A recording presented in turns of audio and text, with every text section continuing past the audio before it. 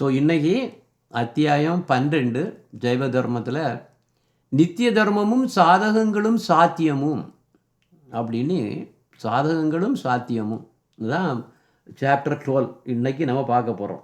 அப்போ அதுக்கு முன்னால் கொஞ்சம் ப்ரிவ்யூ என்னென்னா, சாத்தியங்கிறது பரம குறிக்கோள், சாதகங்கள்ங்கிறது என்ன நம்ம அடைய வேணும், எப்படி அடையிறதுக்கு என்ன செய்யணுங்கிறது நமக்கு சாதகங்கள்.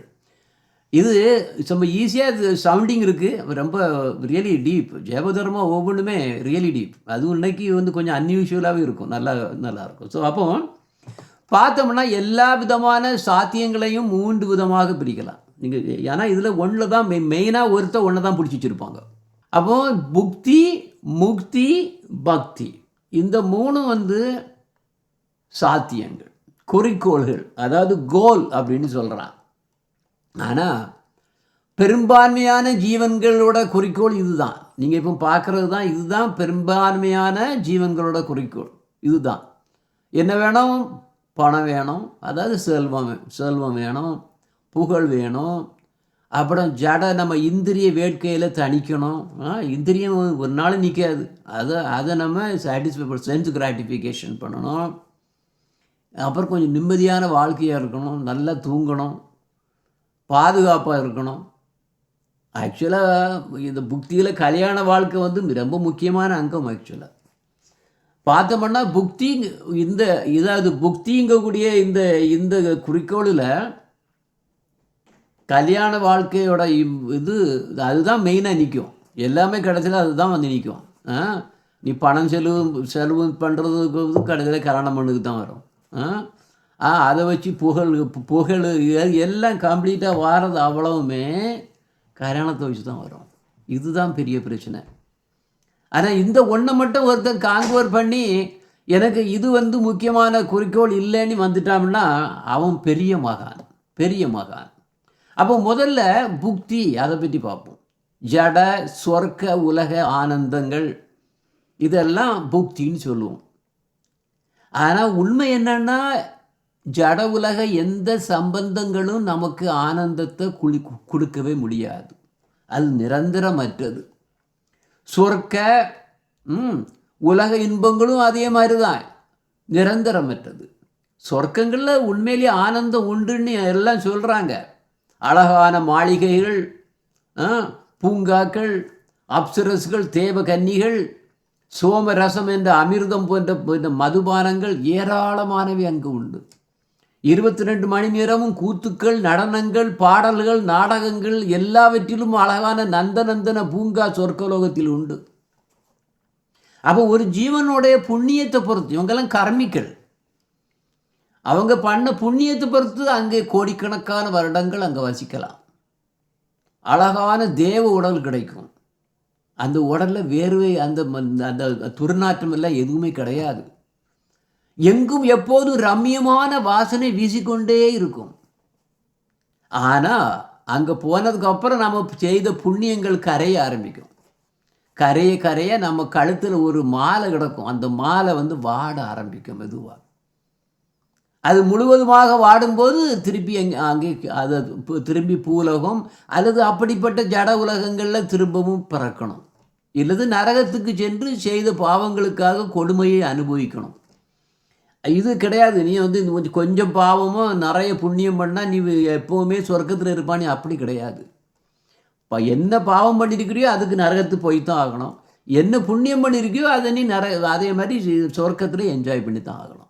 இதுதான் தவிர மற்ற இது கிடையாது. அந்த தேரி அப்படி கிடையாது. நீ என்ன பண்ணியோ அதுக்கு கிடைக்கும். அப்போ ஜட உலகங்களை திரும்பவும் பிறப்போம். சொர்க்கலோகம் போனாலும் 84 கோடி விதமான ஜீவராசிகளில் பிறப்போம். 84 அவ்வளவு இருக்குது. அப்போ சொர்க்கத்தை அடைவது எப்படி அப்படிங்கிறத பற்றி நிறைய இருக்குது. பகவத்கீதையிலே இருக்குது. அதை பற்றி அது நிரந்தரமா இல்லையா, அது என்ன அப்படிங்கிறத பற்றி பகவத்கீதையிலே இருக்குது. பகவத்கீதை ஒரு பேசிக் தானே. பேசிக் எனக்கு கீதோ உபனிஷத் தானே அது. யாமிமாம் புஷ்பிதாம் வாச்சம் பிரவதந்தி விபஷிதஹ் வேதவாத ரதாக பார்த்த நானியத் அஸ்தி திவாதினக. காமாத்மானக் ஸ்வர்கபரா ஜன்ம கர்ம பலப்பிரதாம் கிரியா விசேஷ பகுலாம் போகேஸ்வரிய கதிம் பிரதி. அப்படின்னா குறைந்த புக்தி உண்மையிலே ரொம்ப குறைஞ்ச புத்தி உள்ளவங்க மட்டும்தான் எனக்கு அங்கே சொர்க்கலோகம் போனோம், சொர்க்கத்தில் போனோம், அங்கே போய் எனக்கு அங்கே என்ஜாய் பண்ணணும்னு நினைப்பாங்களாம். அவங்களுக்கு இந்த ஆடம்பரமான சடங்குகள் அவங்க இன்ட்ரெஸ்ட் வந்துடும். மலர்ச்சியான வார்த்தைகளால் அவங்களுக்கு அட்ராக்ட் ஆகிரும். அப்போ அவங்கள என்ன பண்ணுவாங்கன்னா புலன்களை திருப்தப்படுத்துவதற்கு தகுந்தாறு தான் வேதத்தையே யூஸ் பண்ணுவாங்க. வேதத்தில் சொன்ன போனால் 70% கர்ம காண்டம் தான். இனி சந்திரனை தொழுது கிடைக்கும், இந்திரனை தொழுது கிடைக்கும், இப்படி தான் அது இருக்குது. ஓகே, அவங்களுக்கு அதில் அட்ராக்ட் ஆயிரும். அதுக்காக வேண்டி எல்லாம் பண்ணுவாங்க, தேவர்களை வழிபடுவாங்க. அதனால் அப்போ பாருங்கோ, ஈவன் பிருந்தாவனத்தில் கூட அந்த டைம்லேயே என்ன பண்ணிட்டு இருந்தாங்க, பிரஜவாசிகள் கூட மழைக்காக வேண்டி இந்திரனை எல்லாம் வழிபட்டுட்டு இருக்காங்க. அப்போ இந்த மாதிரி அவங்களே பண்ணுறாங்கன்னா அப்போ நம்ம சாதாரணவங்க எப்படி? அப்போ இப்படிப்பட்ட குறைந்த புத்தி உள்ளவர்கள் உயர்ந்த பிறப்பு, செல்வம், புல இன்பம், இப்படி சொர்க்கலோகங்களுக்கு அதிலேயே தான் அவங்க ஃபுல்லாக இன்ட்ரெஸ்ட் ஆகி அதை தான் பண்ணிகிட்ருப்பாங்க. ஆனால் இது யூஸ்லெஸ் வாழ்க்கை. நான் இப்போ கொடுக்குறது ப்ரீலியூடு தான். இந்த சாப்டர் நம்ம 2 நாள் எடுக்க போகிறோம். இன்றைக்கி பார்ட் 1, அடுத்த நாள் பார்ட் 2 வரும். அப்போது பிரம்மலோகம் வரையிலையும் உள்ளது ஆக்சுவலாக ஜட உலகங்கள்ங்கிறது நமக்கு தெரியணும். பூர்லோகம்ங்கிறது நம்ம இப்போ இருக்கிறது பூர்லோகம், இப்போது இருக்கக்கூடிய லோகம். அதுக்கு மேலே புவர் லோகம் இருக்குது. புவர் லோகம்னா ஆவிகள், பேய்கள் மற்றும் இறந்த மூதாதையர்கள் இருக்கக்கூடிய இடம். அது டெம்பரரி அங்கே இருப்பாங்க. சொர்க்கம், நரகம் அப்படியே அங்கே டிஸ்பேச் பண்ணிகிட்டே இருப்பாங்க, பேக் அண்ட் ஃபோர்த். இது ஒரு ஹால் மாதிரி, வெயிட்டிங் ஹால் மாதிரி இருக்கிறது தான் இந்த பித்திருலோகங்கிறது. எல்லாம் ஆக்சுவலாக புவரலோகத்தில் ஒவ்வொரு பாகம். அதுக்கு மேலே சுவர்லோகம் இருக்குது. சுவர்லோகம் தான் சொர்க்கலோகம். நிறைய ரிலிஜியன்ஸ் அதுக்கு தான் அடிபட்டுட்டு இருப்பாங்க. அங்கேயும் இருக்கார் அதாவது இறைவன் அங்கேயும் இருக்கார். வாமன ஏன்னா இந்திரனே விஷ்ணுவோட அவதாரத்தை தான் அது வர்ஷிப் பண்ணுறாரு. அப்போ சொர்க்கலோகத்தில் 330 மில்லியன் தேவர்கள் கொண்ட சொர்க்கம். அதுதான் இந்த பிரம்மாண்டத்தோட ஹெட் குவார்ட்டர்ஸ். அங்கே இருந்து தான் நம்ம பிரம்மாண்டத்தை ஃபுல்லாக கம்ப்ளீட்டாக அவங்க ரூல் பண்ணுறது. அதுக்கு மேலே பின்ன மகரலோகம், ஜனலோகம், தபலோகம், பிரம்மலோகம் இப்படி போகுது. ஆனால் பிரம்மலோகம் வரையில் எல்லாமே ஜடலோகங்கள் தான். அப்போ சொர்க்கலோகம் உங்களுக்கு வேணுமா? ஆக்சுவலாக ஒன்றும் பெரிய பிரச்சனை கிடையாது. அஸ்வமேத யாகம் பண்ணால் சொர்க்கம் போகலாம். சொர்க்க காமோ, நீ சொர்க்கத்துக்கு போகணுன்னு உனக்கு ஆசை இருந்ததுன்னா அஸ்வமேதம் யஜ்யத்தை அதை பண்ணும். யஜுர்வேதத்திலே சொல்லுது. அப்போ அஸ்வமேத யாகங்களை செய்து தான் இந்திரலோகத்தை வெல்லுறதுக்காக வேண்டி அசுரர்கள் எப்பவும் முயற்சிட்டே இருப்பாங்க. அவர்களை ஒருத்தர் தான் பலி மகாராஜ். நம்ம அந்த கதை தெரியும். அப்போ சொர்க்கம் உண்மையிலேயே எந்த துன்பமும் இல்லாததா அப்படிங்கிறது கொஸ்டின். அப்போ உத்தவகீதையிலிருந்து ஒரு சுலோகம் வருது. ஸ்ருதம் சத்ருஷ்வவத் துஷ்டம் ஸ்பர்தா சுயாத்யாய வியவைஹி பக்வுக் அந்தராய காமாத்வாத் கிருஷி வக்ஷாபி நிஷ்பலம். ஒன்றும் இல்லைங்க. சொர்க்க கிரகங்களில் அங்கே சொர்க்க லோகங்களில் கிடைக்கக்கூடிய மகிழ்ச்சி நிறைய பேர் அதை பற்றி டிஸ்கஸ் பண்ணிகிட்டே இருக்காங்களா. ஆனால் சொல்லப்போனால் இந்த பூமியில் நமக்கு காணக்கூடிய மகிழ்ச்சியோட ஒரு சின்ன அதோட கொஞ்சம் ஜாஸ்தி, ஒரு அரச நிலை மாதிரி வச்சுக்கலாம், கிங்லி மாதிரி வச்சுக்கலாம். இது ஒரு சாதாரண ஒரு ஜமீன்தார் என்ஜாய் பண்ணுறத போகிறாரு, அது கிங் பண்ணலாம் பெரிய அந்த மாதிரி. அவ்வளோதான் வித்தியாசம். இங்குள்ள வாழ்க்கையும் சொர்க்க வாழ்க்கையும் என்ன இருக்குது? பொறாமை இருக்குது, அங்கே சீரழிவு இருக்குது, மரணம் உண்டு. அவங்க நிறைய நாள் அவங்க இருப்பாங்க, நம்மளை மாதிரி கிடையாது. ஏன்னா அவங்களுக்கு அங்கே இதெல்லாம் இங்கே அமிர்தம் எல்லாம் கிடைச்சதுனால அவங்க அதை சாப்பிட்டுட்டு அதே மாதிரி சோமரசம் எல்லாம் இதெல்லாம் குடிச்சிக்கிட்டு நிறைய நாள் இருக்கலாம், அவ்வளோதான். ஆனால் அதை வச்சுட்டு சிறைய பேர் வந்து அங்கே மரணமே கிடையாதுன்னு கிடையாது. அவங்களுக்கும் மரணம் உண்டு. அப்போ அங்கே எல்லாம் அதே மாதிரி தான் பிரச்சனை, எல்லா பிரச்சனையும் அங்கேயே இருக்குது. நம்ம இந்த உலகத்தில் ஒரு விவசாயி வந்து பயிர்களை வளர்க்கும் போது எத்தனை பிரச்சனை வரும் தெரியுமா? அதை வளர்த்து கொண்டு வந்து கடைசியில் அதில் இருந்து நம்ம அறுவடை பண்ணுறதுக்கு எவ்வளோ கஷ்டங்கள் இருக்குது. வறட்சி இருக்கும், பூச்சிகளுடைய தாக்குதல் இருக்கும், மருந்தடிக்க வேண்டியிருக்கும், ஃபெர்டிலைசர், உரம், இப்படி என்னெல்லாமோ பண்ணுறது நிறைய. இதெல்லாம் அப்பப்போ கரெக்டான நேரத்தில் பண்ணணும், இல்லைன்னா கிடைக்காது. இதே மாதிரி அங்கேயும் எல்லா பிரச்சனைகளும் இருக்குது. அங்கேயும் சொர்க்கலோகத்துலையும் இருக்குது. அங்கே பார்த்தோம்னா உண்மையிலே பார்த்தோம்னா சொர்க்கலோகத்தில் நிறைய போர்கள் நடக்கும். ஏகப்பட்ட போர்கள் நடக்கும். நமக்கு தெரியல, அசுரர்களுக்கும் தேவர்களுக்கும் நிறைய இருக்கும். அப்போ இந்த புக்தி, அதை தான் பேசிகிட்டு இருக்கோம். புக்திங்கிறது ரொம்பவும் கீழான ஒரு விஷயம். அப்போ எந்த ஒரு மதம் வந்து நீ சொர்க்கத்துக்கு போகிறத தான் நீ அதை வந்து வழிகாட்டுதோ, அது மாதிரி ஒரு கேவலமான மதம் கிடையாது. ரொம்ப கீழே அற்பத்தனமான மதம் அது. அப்போ எனவே புக்தி மார்க்கம் இப்போ என்ன உண்மையிலேயே பண்ணுதுன்னா, ஜீவனை திருப்பி கர்மம் பண்ணி எங்கே போகுது? நரகம் சொர்க்கம், அப்புறம் உலகம். இந்த மூணு தான் இருக்குது. என்னது? நரகம், சொர்க்கம், அதே மாதிரி நம்ம பூலோகம். இந்த மூணையும் சுற்றி வந்துகிட்டே இருக்கணும் ஃபுல்லாக கம்ப்ளீட்டாக.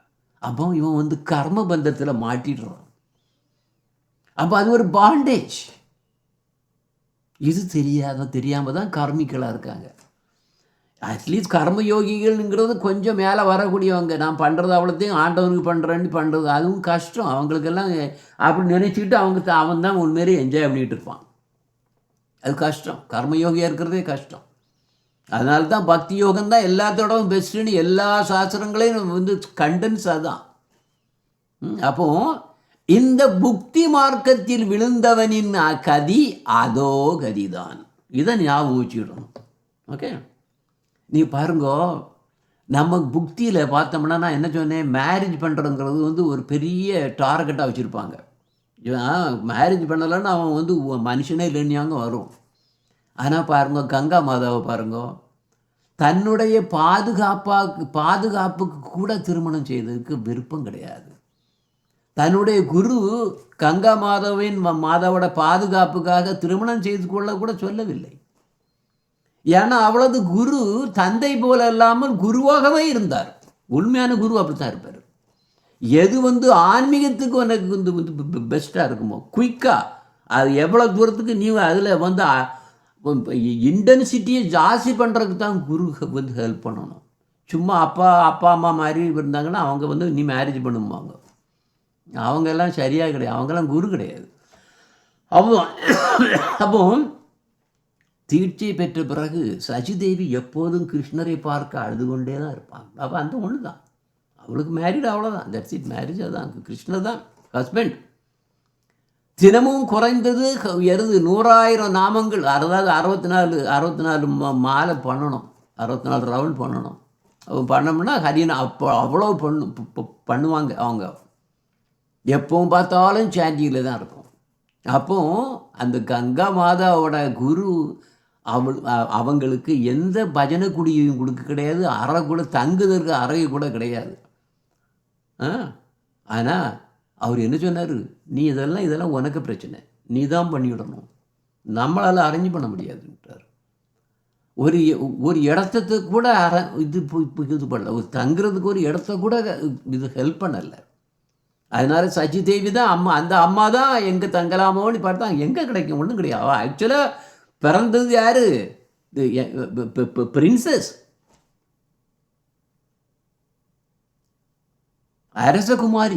அரசகுமாரி எல்லாத்தையும் விட்டுட்டு ஒரு இடம் தங்குறதுக்கு இடம் கிடையாது. அது ஒரு கேர்ள். கடைசியில் யமுனா நதி கரையில் ஒரு படித்துறைக்கு பக்கத்தில் ஒரு உடஞ்ச கோயில் கிடந்து அங்கே தான் தங்கிச்சு. அங்கே தங்கி தான் சாதனைகள் எல்லாம் சாதகங்கள் பண்ணுறது. சாத்தியம் என்னது? கிருஷ்ணர் அடைய தான் சாத்தியம். நம்ம இங்கே ஏதோ ஒரு ஹஸ்பண்ட் அடையிறது சாத்தியம் கிடையாது. இங்கே வந்து கம்ஃபர்டபுளாக புக்தின்னு இதை இங்கே இருக்கிறது சாத்தியம் கிடையாது. சரி, உணவு பெட்டி எப்படி, இப்போ என்ன பிரச்சனை? அவளுக்கு ஆக்சுவலாக அந்த அம்மாவுக்கு அதை பற்றி இது நிற்கமே இல்லை. பிரசாதம் சமைக்கிறதுக்காக வேண்டி எந்த விதமான ஏற்பாடும் செய்யவில்லை. அப்போ வீடு வீடாக போய் ஏதாவது, அதுவும் கொஞ்சம் தான், ஒரு சப்பாத்தி தான் வாங்குவோம். ஒரு வீட்டில் ஒரு சப்பாத்தி தான் வாங்குவோம். அந்த சப்பாத்தியை 4 டிவைட் பண்ணி 4ல் 1 தான் அது ஒரு நாளைக்கு சாப்பிடுவோம். அப்போ ஒரு சப்பாத்தி 4 நாளைக்கு வரும். எல்லாருக்கும் அந்த அம்மா மேலே ஏகப்பட்ட பாசம். நாங்கள் கொடுக்குறோம், உங்களுக்கு ஃபுல்லாக கம்ப்ளீட்டு எல்லா இதையும் நாங்கள் கொடுக்குறோன்னு சொன்னாங்க. ஆனால் கங்கா மாதா ஒன்றையுமே வாங்கிக்கல. தேவையில்லை.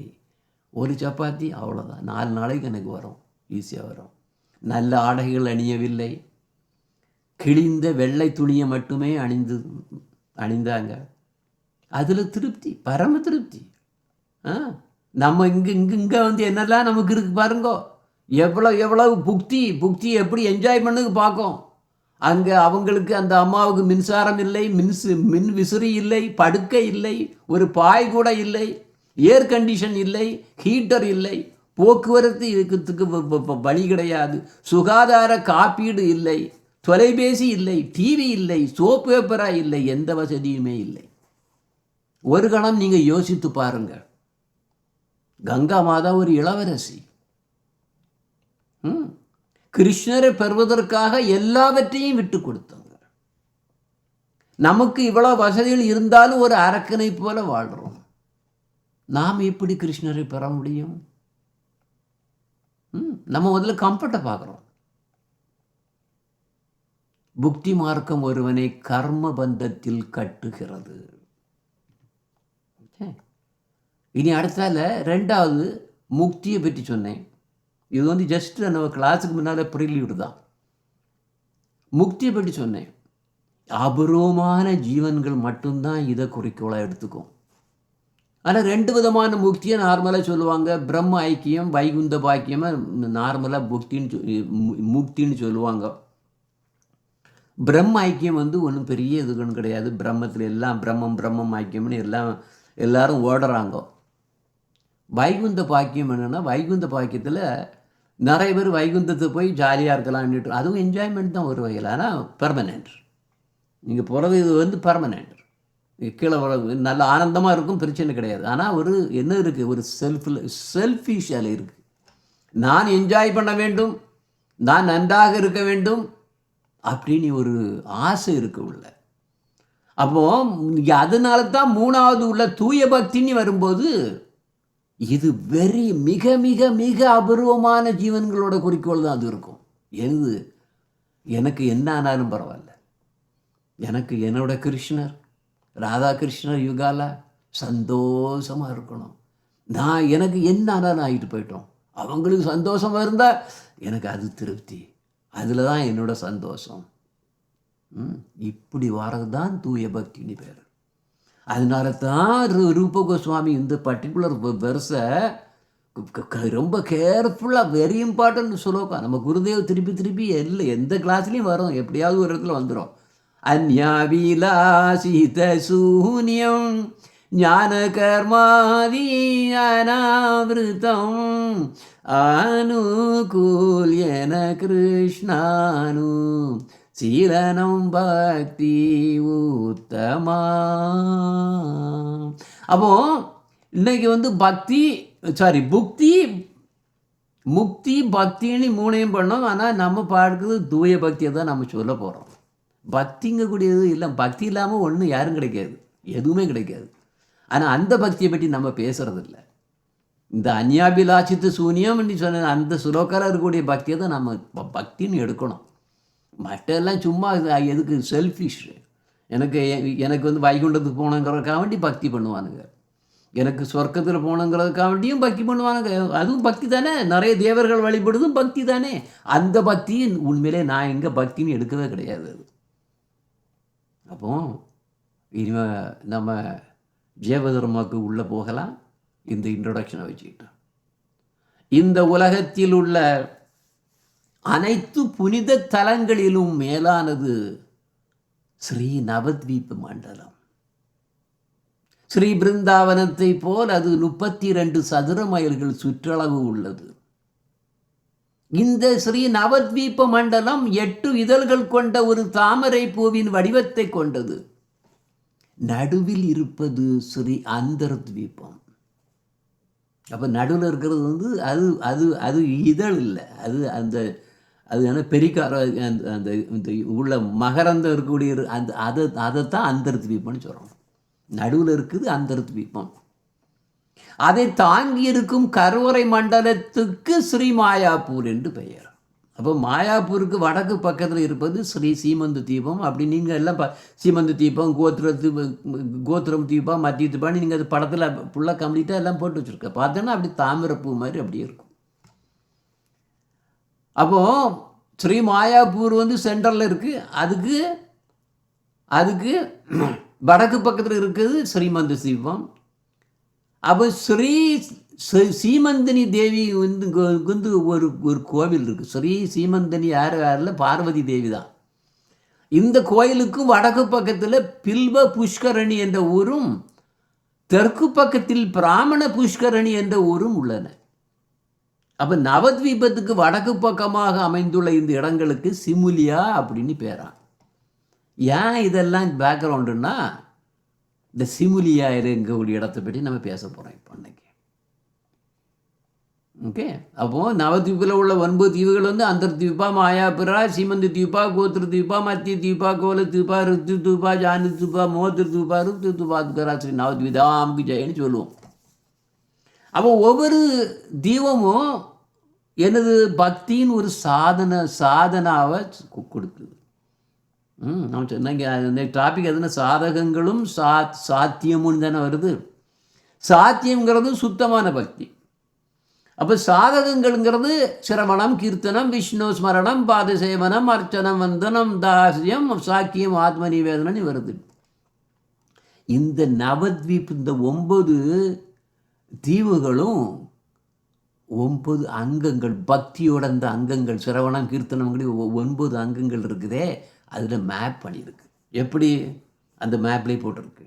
சிரவணம் வந்து சீமந்த தீபம், கீர்த்தனம் வந்து கோத்திரம தீபம், ஸ்மரணம்ங்கிறது மத்திய தீபம், பாதசேவனம்ங்கிறது கோல தீபம், அர்ச்சனம்ங்கிறது ரித்வி தீபம், வந்தனம்ங்கிறது ஜானு தீபம், தாசியம்ங்கிறதுக்கு மோத்ரு தீபம், சாக்கியம்ங்கிறதுக்கு வந்து ஸ்ரீ ருத்ர தீபம், ஆத்ம நிவேதனம் தான் அந்தர்த்வீப மாயாபுரா. அதுதான் சென்டர். சரியா? ஓகே. இப்போ ஸ்ரீ மகாபிரபுவின் காலத்தில் சிமுலியா, அதான் சிமுலியாவை பற்றி பேசணும். சிமுலியா என்ற இடத்தில் ஏராளமான பண்டிதர்கள் வாழ்ந்து வந்தனர். அங்கே வந்து ஸ்ரீமதி சசிதேவியின் தந்தையான யார் சசிதேவின்னா சைத்தன்ய மகாபிரபுவோட அம்மா.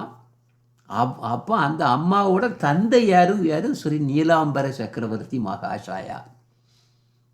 அவர் அங்கே தான் வாழ்ந்தார் சிமுலியாவில். அப்போது அவரது வீட்டுக்கூட பக்கத்தில் வந்து பிரஜநாத பட்டாச்சாரியார், அவர் இன்னொரு பேர் உண்டு, பிரஜநாத நியாய பஞ்சானர்னு பேர். ஏன்னா சில சமயம் வந்து 2 நேரம் வரும், 2 மல்டிபிள் நேம்ஸ் வரும். ஒரே பர்சனாக தான் இருக்கும், மல்டிபிள் நேம்ஸ் வரும். அப்போ அவர் வீட்டு பக்கத்தில் இவர் வாழ்ந்து வந்தாருன்னு வருது. சின்ன பருவத்திலிருந்தே பிரஜநாத பட்டாச்சாரியாக இருக்கக்கூடியவர் ரொம்பவும் புத்திசாலியாக இருந்தார். அப்போ அந்த டைமில் வந்து பில்வ புஷ்கரணியில் இருந்த ஒரு சம்ஸ்கிருத பாடசாலையில் அவர் படித்தவர். ஆனால் எதில் நியாய சாஸ்திரத்தில் அவர் பெரிய புலமை. அதனால் பில்வ புஷ்கரணி, பிராமண புஷ்கரணி, அதே மாதிரி மாயாப்பூர், கோத்ருமம், மத்திய தீபம், ஆமரகட்டம், சமுத்திரகர், பூர்வஸ்தலி, இப்படி நிறைய இடங்கள்ல எல்லாம் வாழ்ந்த பண்டிதர்களை எல்லாம் அவர் என்ன பண்ணிட்டாரு, வாதத்தில் அப்படியே வென்று வாகை சூடியவர். அப்படி பண்ணது சரி. ஆனால் இந்த மாதிரி பண்ணும்போது என்ன நடக்குங்க, வெறுப்புகளும் வரும். அன்னாசரியமாக வெறுப்புகள் வரும். நிறைய மற்றவர்களுடைய வெறுப்புகளையும் சம்பாதித்திருந்தார்னு வருது. அப்போ எங்கே ஒரு கூட்டம் கூடினாலும் பிரஜநாத நியாய பஞ்சானனர் தன்னுடைய அறிவு திறமையினால ஒப்பில்லாத வாதத்தினால அந்த விவாத திறமையினால் தீ பறக்க வச்சிருவார். அவர் யாரும் ஒன்றும் பண்ண முடியாது, அவர்கிட்ட ஆர்கியூ பண்ண முடியாது. அவர் எப்படி வேணாலும் அவர் எந்த விஷயத்தை எப்படி ப்ரூவ் பண்ணணும்னா எப்படி வேணாலும் பண்ணிடுவார். கழுதைய என்ன கழுதையை வந்து பசுவாக்கிடுவார், பசுவை வந்து கழுதையாக்கிடுவார். என்ன வேணுமோ அதை பண்ணிடுவார். அவ்வளவு பெரிய இது சிறந்தவர் அவர். அப்போ இதே நேரத்தில் அவர்கிட்ட தோத்தவங்க உண்டு, நிறைய பேர் தோத்தவங்க. அதான் தெரியுது, அந்த ஏரியா ஃபுல்லாக கம்ப்ளீட்டாக அவர் தானே. அதில் நையாயிக்க சூடாமணின்னு ஒருத்தர் இருந்தார். அவரும் ஒரு பண்டிதர் தான். ஆனால் இவர் வந்து எப்போமாவது அவரை வந்து அந்த எப்படியாவது நம்ம துறக்கக்கூடாதுன்னு நினச்சிட்டு விவாதத்துக்கு போனாலும் கடைசியில் தோட்டு தான் வராரு. அதனால் அவருக்கு நிறைய காயங்கள் உண்டு. ஸோ பிரஜநாத நியாய பஞ்சானரிடம் இந்த மாதிரி தோற்று கொண்டதுனால காயங்கள் நிறைய அவருக்கு உண்டு. அப்போ இவர் வந்து என்ன பண்ணாருன்னா, இதுதான் பிரச்சனை. இன்னைக்கோட டாபிக் இப்போ தான் என்டர் பண்ணுறோம். என்ன பண்ணார், அந்த வரப்பு காரணத்தினால பிரஜநாத நியாய பஞ்சானரை தந்திர சாஸ்திரங்களில் கூறப்பட்டிருக்கும் பில்லி சூனியம் மூலமாக கொல்ல முடிவு செய்தார். எப்படியாவது இந்த பிரஜநாத நியாய பஞ்சானரை என்ன பண்ணணும், பில்லி சூனியம் பண்ணி கொல்ல வைக்கணுங்கிறது அவர் திட்டம் போட்டுட்டார். அப்போ அவர் என்ன பண்ணுவாரா, ருத்ரத்வீபத்தில் இருக்கக்கூடிய ஒரு மயானத்துக்கு அடிக்கடி போவார். ருத்ரன்னா லார்ட் சிவபெருமானுக்கு அங்கே இது இருக்கு. ஏன்னா அதில் ஒரு இன்ஃப்ளூயன்ஸ் ஜாஸ்தி. ருத்ரத்வீபில் இருக்கக்கூடிய ஒரு பெரிய மயானம். நான் சும்மா ஏதோ உங்களுக்கு வந்து விளக்கத்துக்காக வேண்டி சும்மா படம் போட்டிருக்கேன். அந்த மயானத்துக்கு அடிக்கடி போய் எல்லாம் படிச்சுட்டார். அதர்வண வேதம்னு ஒரு வேதம், இதுதான் ஃபுல்லாக கம்ப்ளீட்டாக பில்லி சூனியம். இதை பற்றி நிறைய பிளாக் மேஜிக்னு சொல்லுவாங்க. இதை பற்றி நிறைய பேசுகிறது வந்து அதர்வண வேதம். ஏன்டா இதை வேதமாக வச்சுருக்கேன், வேதத்து பக்கத்தையும் போகக்கூடாது, ஆக்சுவலி தேவையே கிடையாது. வேதம் நமக்கு தேவையே கிடையாது. உபநிஷத்தில் உட்காந்து மட்டும் எடுத்துகிட்டு வேறு எதுவும் தேவையே கிடையாது. அதில் வேதங்களை படித்து ஒருத்தன் வந்து நிச்சயமாக அந்த மாதிரி பக்தியை பற்றி ஒசந்த நிலைக்கு போக முடியாது. அப்போ இவர் என்ன பண்ணுவார், அந்த மயானத்துக்கு போய் அடிக்கடி போய் எல்லா மந்திரங்களெல்லாம் படித்து அங்கே போய் ப்ராக்டிஸ் பண்ண ஆரம்பித்தார். ப்ராக்டிஸ் பண்ணி அதுக்கப்புறம் ஓத ஆரம்பித்தார். இந்த பில்லி சூனியம் வந்து உலகம் ஃபுல்லாக இருக்குது. ஆனால் சில இடங்களில் இப்போ நல்ல வெல் டெவலப்டு கண்ட்ரீஸ், வெஸ்டர்ன் கண்ட்ரீஸ்லாம் ஏன்னா கிறிஸ்டியன்ஸோட இன்ஃப்ளூயன்ஸ் இருக்கிறதுனால குறைவாக இருக்கும். முஸ்லீம்ஸ் இருக்கக்கூடிய இதில் நிறைய உண்டு. நீங்கள் பாருங்கள், நான் ஒரு சுமார் எக்ஸாம்பிள் சொல்கிறேன். நம்ம நைஜீரியாவில் நமக்கு நிறைய டெம்பிள் வருது, தெரியுமில்ல. நைஜீரியா பக்கத்தில் அந்த இடம் வந்து பெனின். நான் அதை அப்படி ஹைலைட் பண்ணி கொடுத்துருக்கேன். அந்த பெனின்கக்கூடிய இடம் வந்து இந்த உலகத்திலே அதாவது இந்த பிளாக் மேஜிக்கோட இன்டர்நேஷ்னல் எது வேர்ல்டு ஃபேமஸ். ஒவ்வொரு வருஷமும் ஒரு பெரிய ஃபெஸ்டிவல் நடக்கும். அந்த ஃபெஸ்டிவலில் நீங்கள் நினச்சி பார்க்க அளவில் இருக்கும். நான் நிறைய கேள்விப்பட்டிருக்கேன். ஏன்னா எனக்கு அங்கே கொஞ்சம் அட்டாச்மெண்ட் இருக்கனால நான் வந்து பெனினுக்கு வந்து லாஸ்ட் டைம் போகிறதா இருந்தது. அப்புறம் கடைசியில் லாஸ்ட் இதில் வந்து நான் போகலை. ஸோ என்னுடைய காட் பிரதர் அங்கே டெம்பிள் வச்சுருக்காரு. அங்கே போய் ப்ரீச் பண்ணக்கெல்லாம் கூப்பிட்டாரு. நான் போக முடியல. போகிறக்கெல்லாம் விசாலாம் எடுத்து வச்சுருந்தேன், கடைசியில் போகலை. இனிமேல் போகிறதுக்கு சான்ஸ் இருக்குது. அதுக்கு அடுத்தால டோகோ, கானா வந்து என்னுடைய காட் பிரதர் சாந்த மகாராஜோட இடம் கானா நல்ல இடம். டோகோ வந்து அவருடைய அப்பா அம்மா அந்த மாதிரி மூதாதிரெல்லாம் அங்கே இருக்காங்க. சின்ன கண்ட்ரி. அதுக்கு மேலே நீங்கள் பார்த்தீங்கன்னா பர்கினோ ஃபேசோன்னு இருக்கு இல்லையா, நீங்கள் நியூஸ்லாம் பார்த்துருப்பீங்க. அங்கே உள்ள இப்போ உள்ள அதிபர் வந்து ரொம்ப பவர்ஃபுல். வலது சைடில் நீங்கள் பார்க்குறது தான் அந்த நைஜீரியா. இப்போ நைஜீரியாவில் இன்றைக்கி ஒரு அனௌன்ஸ்மெண்ட்டு, ஒரு நல்ல நியூஸ் என்னென்னா, மொத்தம் நமக்கு வந்து நைஜீரியாவில் எத்தனை இது போட்டிருக்கு, எத்தனை டெம்பிள் இருக்குது ஆக்சுவலாக. முதல் டெம்பிள் வந்து கோகுல் பவன் எலோபு, 2வது டெம்பிள் வந்து கோகுல் பவன் படாகிரி, 3வது வந்து கோகுல் பவன் கிரிகிரி. அது இப்போ எல்லாம் கம்ப்ளீட்டாக நல்லா செட்டப் ஆகிட்டு இருக்குது. அடுத்தால கோகுல் பவன் இக்கரோடு, அது இன்றைக்கி மூவ் பண்ணுறாங்க. இந்த கோயில் கம்ப்ளீட் ஆச்சு, இப்போ மூவ் பண்ணுறாங்க இன்றைக்கி. அப்புறம் கோகுல் பவன் வந்து இபாடன்ல 2 இடம் இருக்குது. ஒன்று ரொம்ப பெருசு, அது அந்த நைஜீரியாவிலேயே பெருசாக வரப்போகுது. அப்புறம் 7வது டெம்பிள் இன்னைக்கு இல்லை, நேற்று ஆரம்பிச்சது. அதாவது ஆரம்பிச்சுன்னா இப்போ தான் ஸ்டார்டிங். இது வந்து ஒஷோபோ அப்படின்னு ஒரு இடம். அது ஒரு பெரிய கொஞ்சம் பெரிய சிட்டி, யூரோப்லேருந்து பக்கம். ஸோ அப்போ இதில் எனிவே நான் இந்த இதில் ஈடுபாடு இருக்குன்னா நமக்கு தெரியும் நிறைய. அப்போ ஏன் நான் சொல்கிறேன்னா, அந்த பெனின்கக்கூடிய இதில் நீங்கள் பாருங்கள், நான் சும்மா ஜஸ்ட் ஒரு கிளான்ஸ் கொடுக்குறேன். இது ஏன்னா இதுக்காக வேண்டி பேக்ரவுண்டுக்காக வேண்டி ரொம்ப இதாக இருக்கும், ரொம்ப சிவியராக இருக்கும். ஜஸ்ட் ஒரு கிளான்ஸை மட்டும் பாருங்கள். Is this even allowed on YouTube? See, there's nothing. What the fuck? Where did he go to?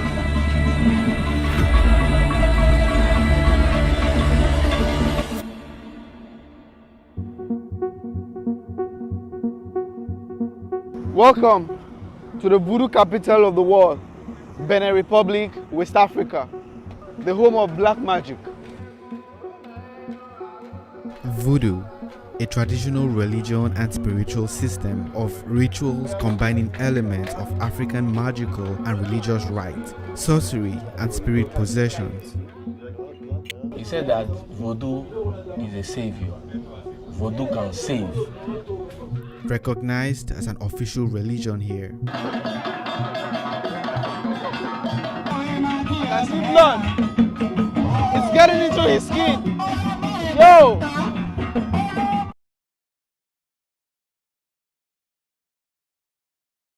அதை பற்றி எனக்கு ஜஸ்ட்டு நீங்கள் வந்து கேட்டிருப்பீங்க. ஜஸ்ட் ஒரு கிளான்ஸ் தான், ரொம்பவும் மோசமாக இருக்கும். ஆனால் அதே சமயத்தில் நாம் வந்து நம்ம முன்னால் பண்ண சுக்ருதி காரணத்தினால நம்ம ஒரு நல்ல பரம்பரையில் வந்திருக்கோம். ஹரிநாமம் வந்து நமக்கு அதுதான் நம்மளுடைய இது. அதில் நம்ம ஷெல்டர் எடுத்துருக்கிறதுனால பெரிய பிக் ஸ்டெப். ஏன்னா ஹரிநாமம் பில்லி சூனியத்தை அழிக்கும்.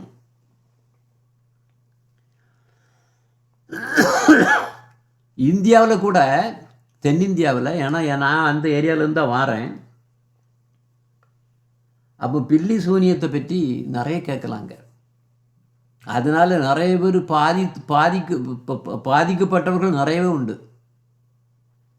பேய் பிசாசுகளை மந்திரங்களால் அடக்கி பாபச் செயல்களை செய்து பணம் சம்பாதிப்பார்கள்.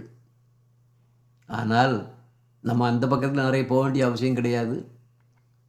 எவன் ஒருவன் ஹரிநாமங்களை தினமும் ஜபிக்கிறானோ அவனிடம் எந்த பில்லி சூனியமும் நெருங்க முடியாது. ஸ்ரீகிருஷ்ணரின் நாமங்களை ஜபிக்கும் ஒருவனை எந்த பேய் பிசாசுகளோ பில்லி சூனியமோ அணுகவே முடியாது.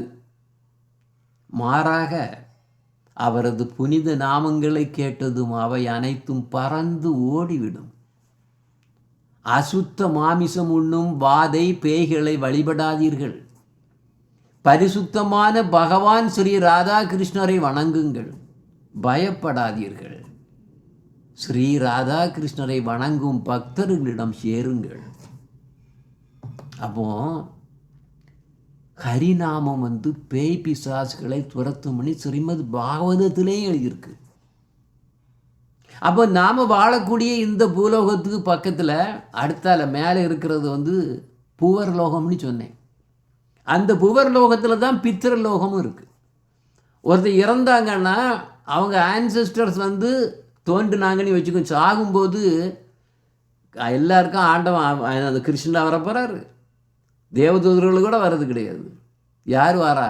முன்னால் இறந்து போனவங்க வாணியமாக வருவாங்க. இல்லை ரொம்பவும் மோசமாக பண்ணோம்னா யமதூதனே வந்து நிற்பான். நீ முதல்ல நீ வரக்கூடிய ரூட்டு வந்து அங்கேனே அடிச்சுட்டு போயிடுவாங்க. இல்லாமல் இது இப்படி இந்த மாதிரி ஒரு 6 விதமான விஷயம் 6 விதமான விதத்தில் ஒருத்தன் இறக்கும்போது நடக்கும். அப்போ நிறைய பேர் போகிறது எங்கே போவாங்க? அந்த அந்த அந்த வெயிட்டிங் சென்டர் தான் அதுதான் புவர் லோகத்தில் இருக்கக்கூடிய பித்திருலோகம். அங்கே போய் இருப்பாங்க. அங்கே கொஞ்சம் அது கவன் மாதிரி தான் இருக்கும். நிறைய ஆக்சுவலி சொல்லப்போனால் கிறிஸ்டியன்ஸ் வந்து நிறைய சேனல் வச்சுக்கிட்டு இந்த மாதிரி ஜனங்க போவாங்க பித்திருலோகத்துக்கு போயிட்டு திரும்பி இல்லை நீ இன்னும் சரியாக சாகலை, நீ போ கொஞ்ச நாள் இருந்துட்டு அப்புறம் வாணிட்டு அனுப்பிவிடுவாங்க. அதுக்கு பேர் NDன்னு பேர், என்ன நியர் டெத் எக்ஸ்பீரியன்ஸ்னு பேர். அவன் போனால் அவன் என்ன பண்ணுவான்? பித்திருலோகத்தை பார்த்துட்டு நான் சொர்க்கத்தை கண்டேன், அங்கே அவரை பார்த்தேன் இவரை பார்த்தேன்னு எல்லாம் சொல்லிடுவாங்க. அது ஆக்சுவலி பித்திருலோகம். அது ஒன்றுமே கிடையாது. அது வந்து வெயிட்டிங் ஹால். அதுக்கப்புறம் தான் எங்கள் நரகத்துக்கு போகவோ சொர்க்கத்துக்கு போகிறவோ அங்கே யமராஜாவிலிருந்து ஆர்டர் வரும். ஓனா பண்ணதுக்கு அவ்வளோத்துக்கும் அங்கே அது கிடைக்கும். நல்ல நல்ல விஷயம் பண்ணால் சொர்க்கம் கொஞ்ச நாள் தான் அதுக்கு இருக்கும். அதுக்கப்புறம் இல்லைன்னா நரகம் எல்லாத்தையும் பண்ணிவிட்டு திருப்பி பழையபடி பறக்கணும். அப்போ இந்த லோகங்களை நாம் வந்து நம்மளுடைய கண்களால் பார்க்க முடியாது. எதை? இந்த புவர் லோகம். அதுக்கு மேலே உள்ளதையும் பார்க்க முடியாது நம்மளால்.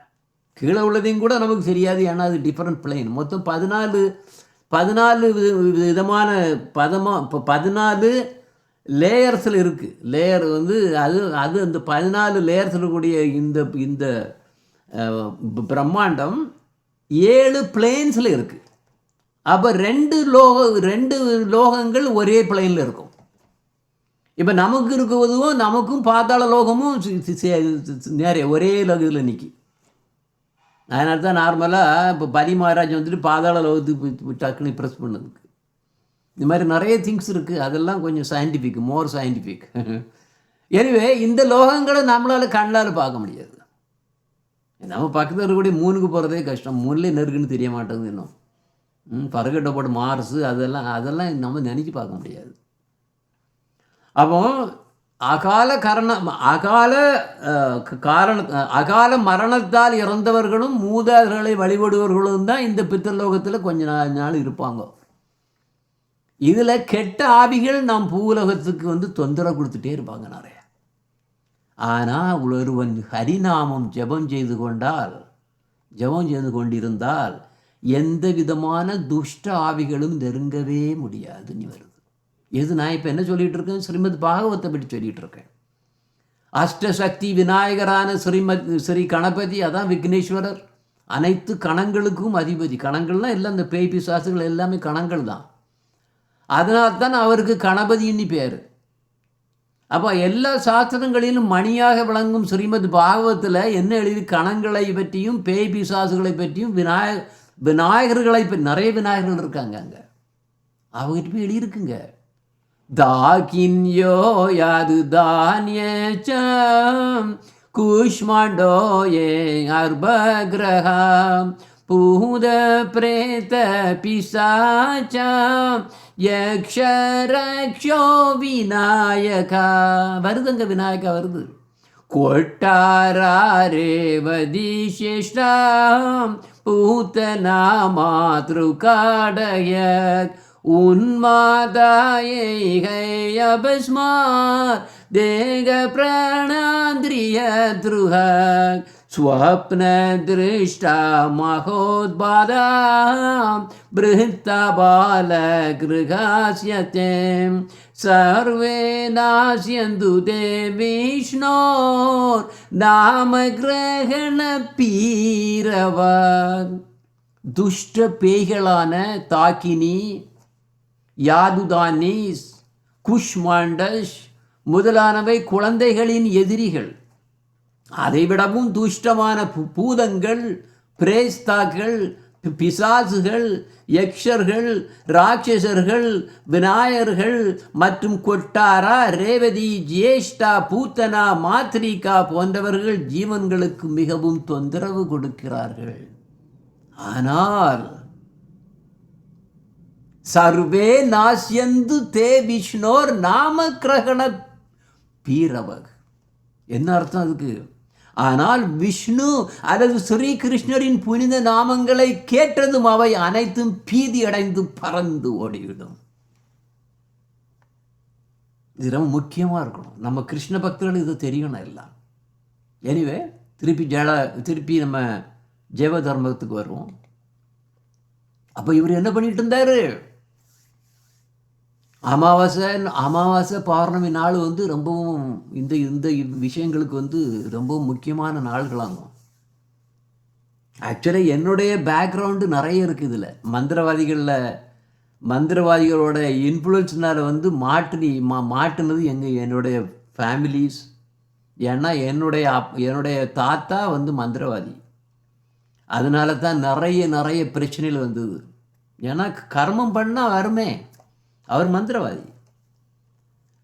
ஸோ ஏன்னா கேரளா சைடில் அதே மாதிரி தான் வரும். அப்போ இது பெரிய ரொம்பவும் பெரிய ஹிஸ்டரி. இதை நான் பேச விரும்பலை. அதனால் எனக்கு இது நல்லாவே தெரியும், நிறையவே தெரியும். அங்கே என்ன பண்ணுவாங்கன்னு தெரியும். எப்படி எந்த மாதிரிலாம் சில சமயம் என்ன பண்ணுவான்னா, போய் அந்த சுடுகாட்டுகளை போய் பிணத்தை தோண்டி எடுத்து அதை எடுத்து எரிப்பாங்க. எரித்து அதில் மையெல்லாம் பண்ணி நிறைய இந்த மாதிரி மேஜிக் பண்ண எனக்கு நல்லாவே தெரியும், நல்லாவே டீட்டெயிலும் தெரியும் எனக்கு. பட் எனிவே கிருஷ்ண பக்தர் ஆனதுக்கப்புறம் இதை பற்றி நினைச்ச வேண்டிய அவசியமே கிடையாது. அப்போ இவர் என்ன பண்ணிட்டு இருக்காரு? நையாயிக்க சூடாமணி மயான காட்டில் நடுப்பகுதியில் உள்ள போயிடுவார். அவர் கூடால என்னை பக்கத்தில் 2 பேர் போயிருப்பார். ஆனால் இவர் மோஸ்ட்லி அவர் தனியாக தான் போயிட்டு இருப்பார் ஃபுல்லாக. அங்கே போய் காளி பூஜை நடக்கும். அவர் எப்படி காளி பூஜை பண்ணுவார்னு எழுதியிருக்கு ஜெயவதர்மாவில். ஓ அம்மா காளி, இந்த கலியுகத்தில் நீ மட்டுமே வழிபட தகுந்தவள், வேற யாரும் வழிபட தகுந்தவள் கிடையாதான். உன் பக்தர்கள் ஒரு சில மந்திரங்களை மட்டுமே உன்னிடம் கூறி மிகவும் எளிதாக பயன்களை பெற முடியும் என்று நான் கேள்விப்பட்டிருக்கிறேன். நான் இப்போ படிச்சுட்டு இருக்கிறது ஜெயவதர்மத்தோட அப்படியே படிச்சுட்டு இருக்கேன் கம்ப்ளீட்டாக. அப்போ இது என்ன சொல்லுதுன்னு பாருங்க. நீ மட்டுமே கலியுகத்தில் நீ மட்டும்தான் வழிபட தகுந்தவள்னு அப்படி சொல்லிட்டு வருதுப்போம். கிருஷ்ணர் சொல்லுவார், நான் பகவான் அப்படிங்கிறோம். நான் பகவான், நீ என்கிட்ட வாங்குன்னு சொல்கிறாரு. ஆனால் உலகம் ஃபுல்லாக எங்கே போகுது? இந்த மாயாதேவி இப்படிப்பட்டவங்கள் தேவர்கள் விட்டு அவங்க வலை விரிக்க வேண்டிய அவசியமே கிடையாது. எல்லாம் அங்கே தான் ஓடுது. பார்த்தீங்களா? இதுதான் இந்த உலகத்தில் ஒரு விசித்திரமான இது. அப்புறம் என்ன இப்போ சொல்கிறாரு இன்னும் அங்கே ப்ரேயர் நடந்துகிட்டு இருக்கு. உக்கிரமான முகத்தை கொண்ட தேவியே, உக்கிரமான முகம். நான் நிறைய ஸ்லைடெல்லாம் காணிக்கலாம், பட் உங்களுக்கு பயமாக இருக்கும் ஆக்சுவலாக. அவ்வளோ தூரத்துக்கு இதெல்லாம் அவ்வளோ தூரத்துக்கு மோசமான திங்ஸ்லாம் எனக்கு தெரியும். ரொம்பவும் பயங்கரமாக இருக்கும், ரொம்பவும் உக்கிரமாக இருக்கும்.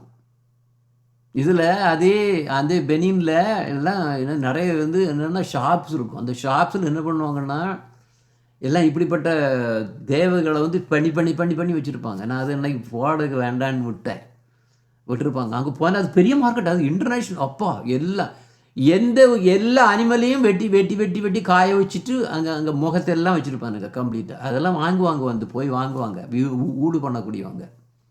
அது இன்டர்நேஷ்னல் மார்க்கெட்டு. இப்போ யாரோ சொன்னாங்க இங்கே கூட இந்தியாவில் கூட இதில் கேரளா ஸ்டேட்டில் இவங்க மந்திரவாதிகளெல்லாம் கூட இப்போ அப்ரூவ்டான். ஏன்னா அவங்க கவர்மெண்ட்டு பைசா போகுமா இருக்கும். இதில் என்னென்னா முஸ்லீம்ஸ் இதில் ரொம்ப ஈடுபாடு இருக்கும். உங்களுக்கு தெரியாது, ஆக்சுவலாக முஸ்லீம்ஸ் தான் நிறையவே ஈடுபாடு உண்டு இதில். அவங்க இது ஃபுல்லாகவே இப்படி தான் இருக்கும். நிறைய இருக்கும். ஏதாவது ஒரு வியாதி, தீர முடியாத வியாதின்னா முஸ்லீமை பிடிச்சி போகிறங்க, அவங்களுக்கு உடனே இதுதான் அவங்களுக்கு தெரியும். பண்ணி ஏதாவது பண்ணுவாங்க. அடுத்தால உனக்கு சரியாயிரும், பைசா வாங்கிடுவாங்க, இன்னும் பார்த்தோன்னா ஒரு 2 மாதத்தில் திருப்பி வேற ஒரு பிரச்சனை வரும். ஏன்னா அவனை என்ன பண்ணியிருப்பான், வேற ஏதாவது ஒன்று விட்டுருவான். அதில் ஒரு பேய் பிசாச்சை வச்சு ஒரு காரியத்தை பண்ணி வச்சுட்டு அப்புறம் என்ன பண்ணுவான், அவனுக்கு பணம் வேணுமே, உனக்கு சரியானோடனே நீ பைசா வாங்கிடுவான். பைசா வாங்கிட்டு திருப்பி பழையபடி வேற ஒரு பிரச்சனை உண்டு பண்ணி விடுவான். இதுதான் அவங்களுடைய பிஸ்னஸ்ஸு. அதனால தான் என்ன இது என்ன எது நமக்கு வந்து உத்தமமானது என்னது, ஹரிநாமம் கிடச்சி போச்சு. ஹரிநாமம் கிடச்சதுக்கு நாமன்னா அதோட பவர் கொஞ்சம் இல்லை. அப்போ எவன் ஒருவன் அந்த மந்திரங்கள் நம்ம ஹரிநாமத்தை ஜெபிச்சு இருக்கானோ எதுவும் பக்கத்தில் போக முடியாது அப்படின்னு நான் இப்போ தான் ஸ்ரீமத் பாகவத்தில் உள்ளது சொல்லி கொடுத்தேன். அப்போ அவர் சொல்லிகிட்டு இருக்காரு, உன் சேவகனான நான் பல நாட்களாக மிகவும் சிரமப்பட்டு மந்திரங்களை எனக்கு மந்திரங்களை படித்து உனக்கு நான் ஜெபிச்சுட்டு இருக்கேன். ஓ காளி தேவியே, அம்மா காளி, தயவு செய்து என்னிடம் ஒரு முறையாவது கருணை காட்ட வேண்டும். என்னிடம் எத்தனை குறைகள் இருந்தாலும் நீயே தான் என் தாயார். எனவே என் தவறுகள் அனைத்தையும் மன்னித்து தயவு செய்து கண்டிப்பாக இன்று எனக்கு தரிசனம் கொடுக்க வேண்டும் அப்படின்னு காளி தேவியை கும்பிடுறார். இப்படி உறக்க அழுதவாறு நையாயிக்க சூடாமணி தன் எதிரியை நினைத்தவாறு, எதிரி யாரு, பிரஜநாத நியாய பஞ்சானரோட பேரை சொல்லுவாங்க. அதாவது அந்த அந்த இதில் பிளாக் மேஜிக்கில் பண்ணும்போது நிறைய ஐடென்டிஃபிகேஷன்லாம் கொடுக்கணும். ஏன்னா அந்த பேய்க்கு தெரியணுமா. யான் ஒருக்கா ஒரு என்ன கம்சன் வந்து ஒரு யார் எந்த டீமன் அது அனுப்பும்போது அவனுக்கு தெரியாது. நான் எப்படி கிருஷ்ணரை எப்படி கண்டுபிடிப்பேன் அப்படின்னு கேட்பான் அந்த அவன்.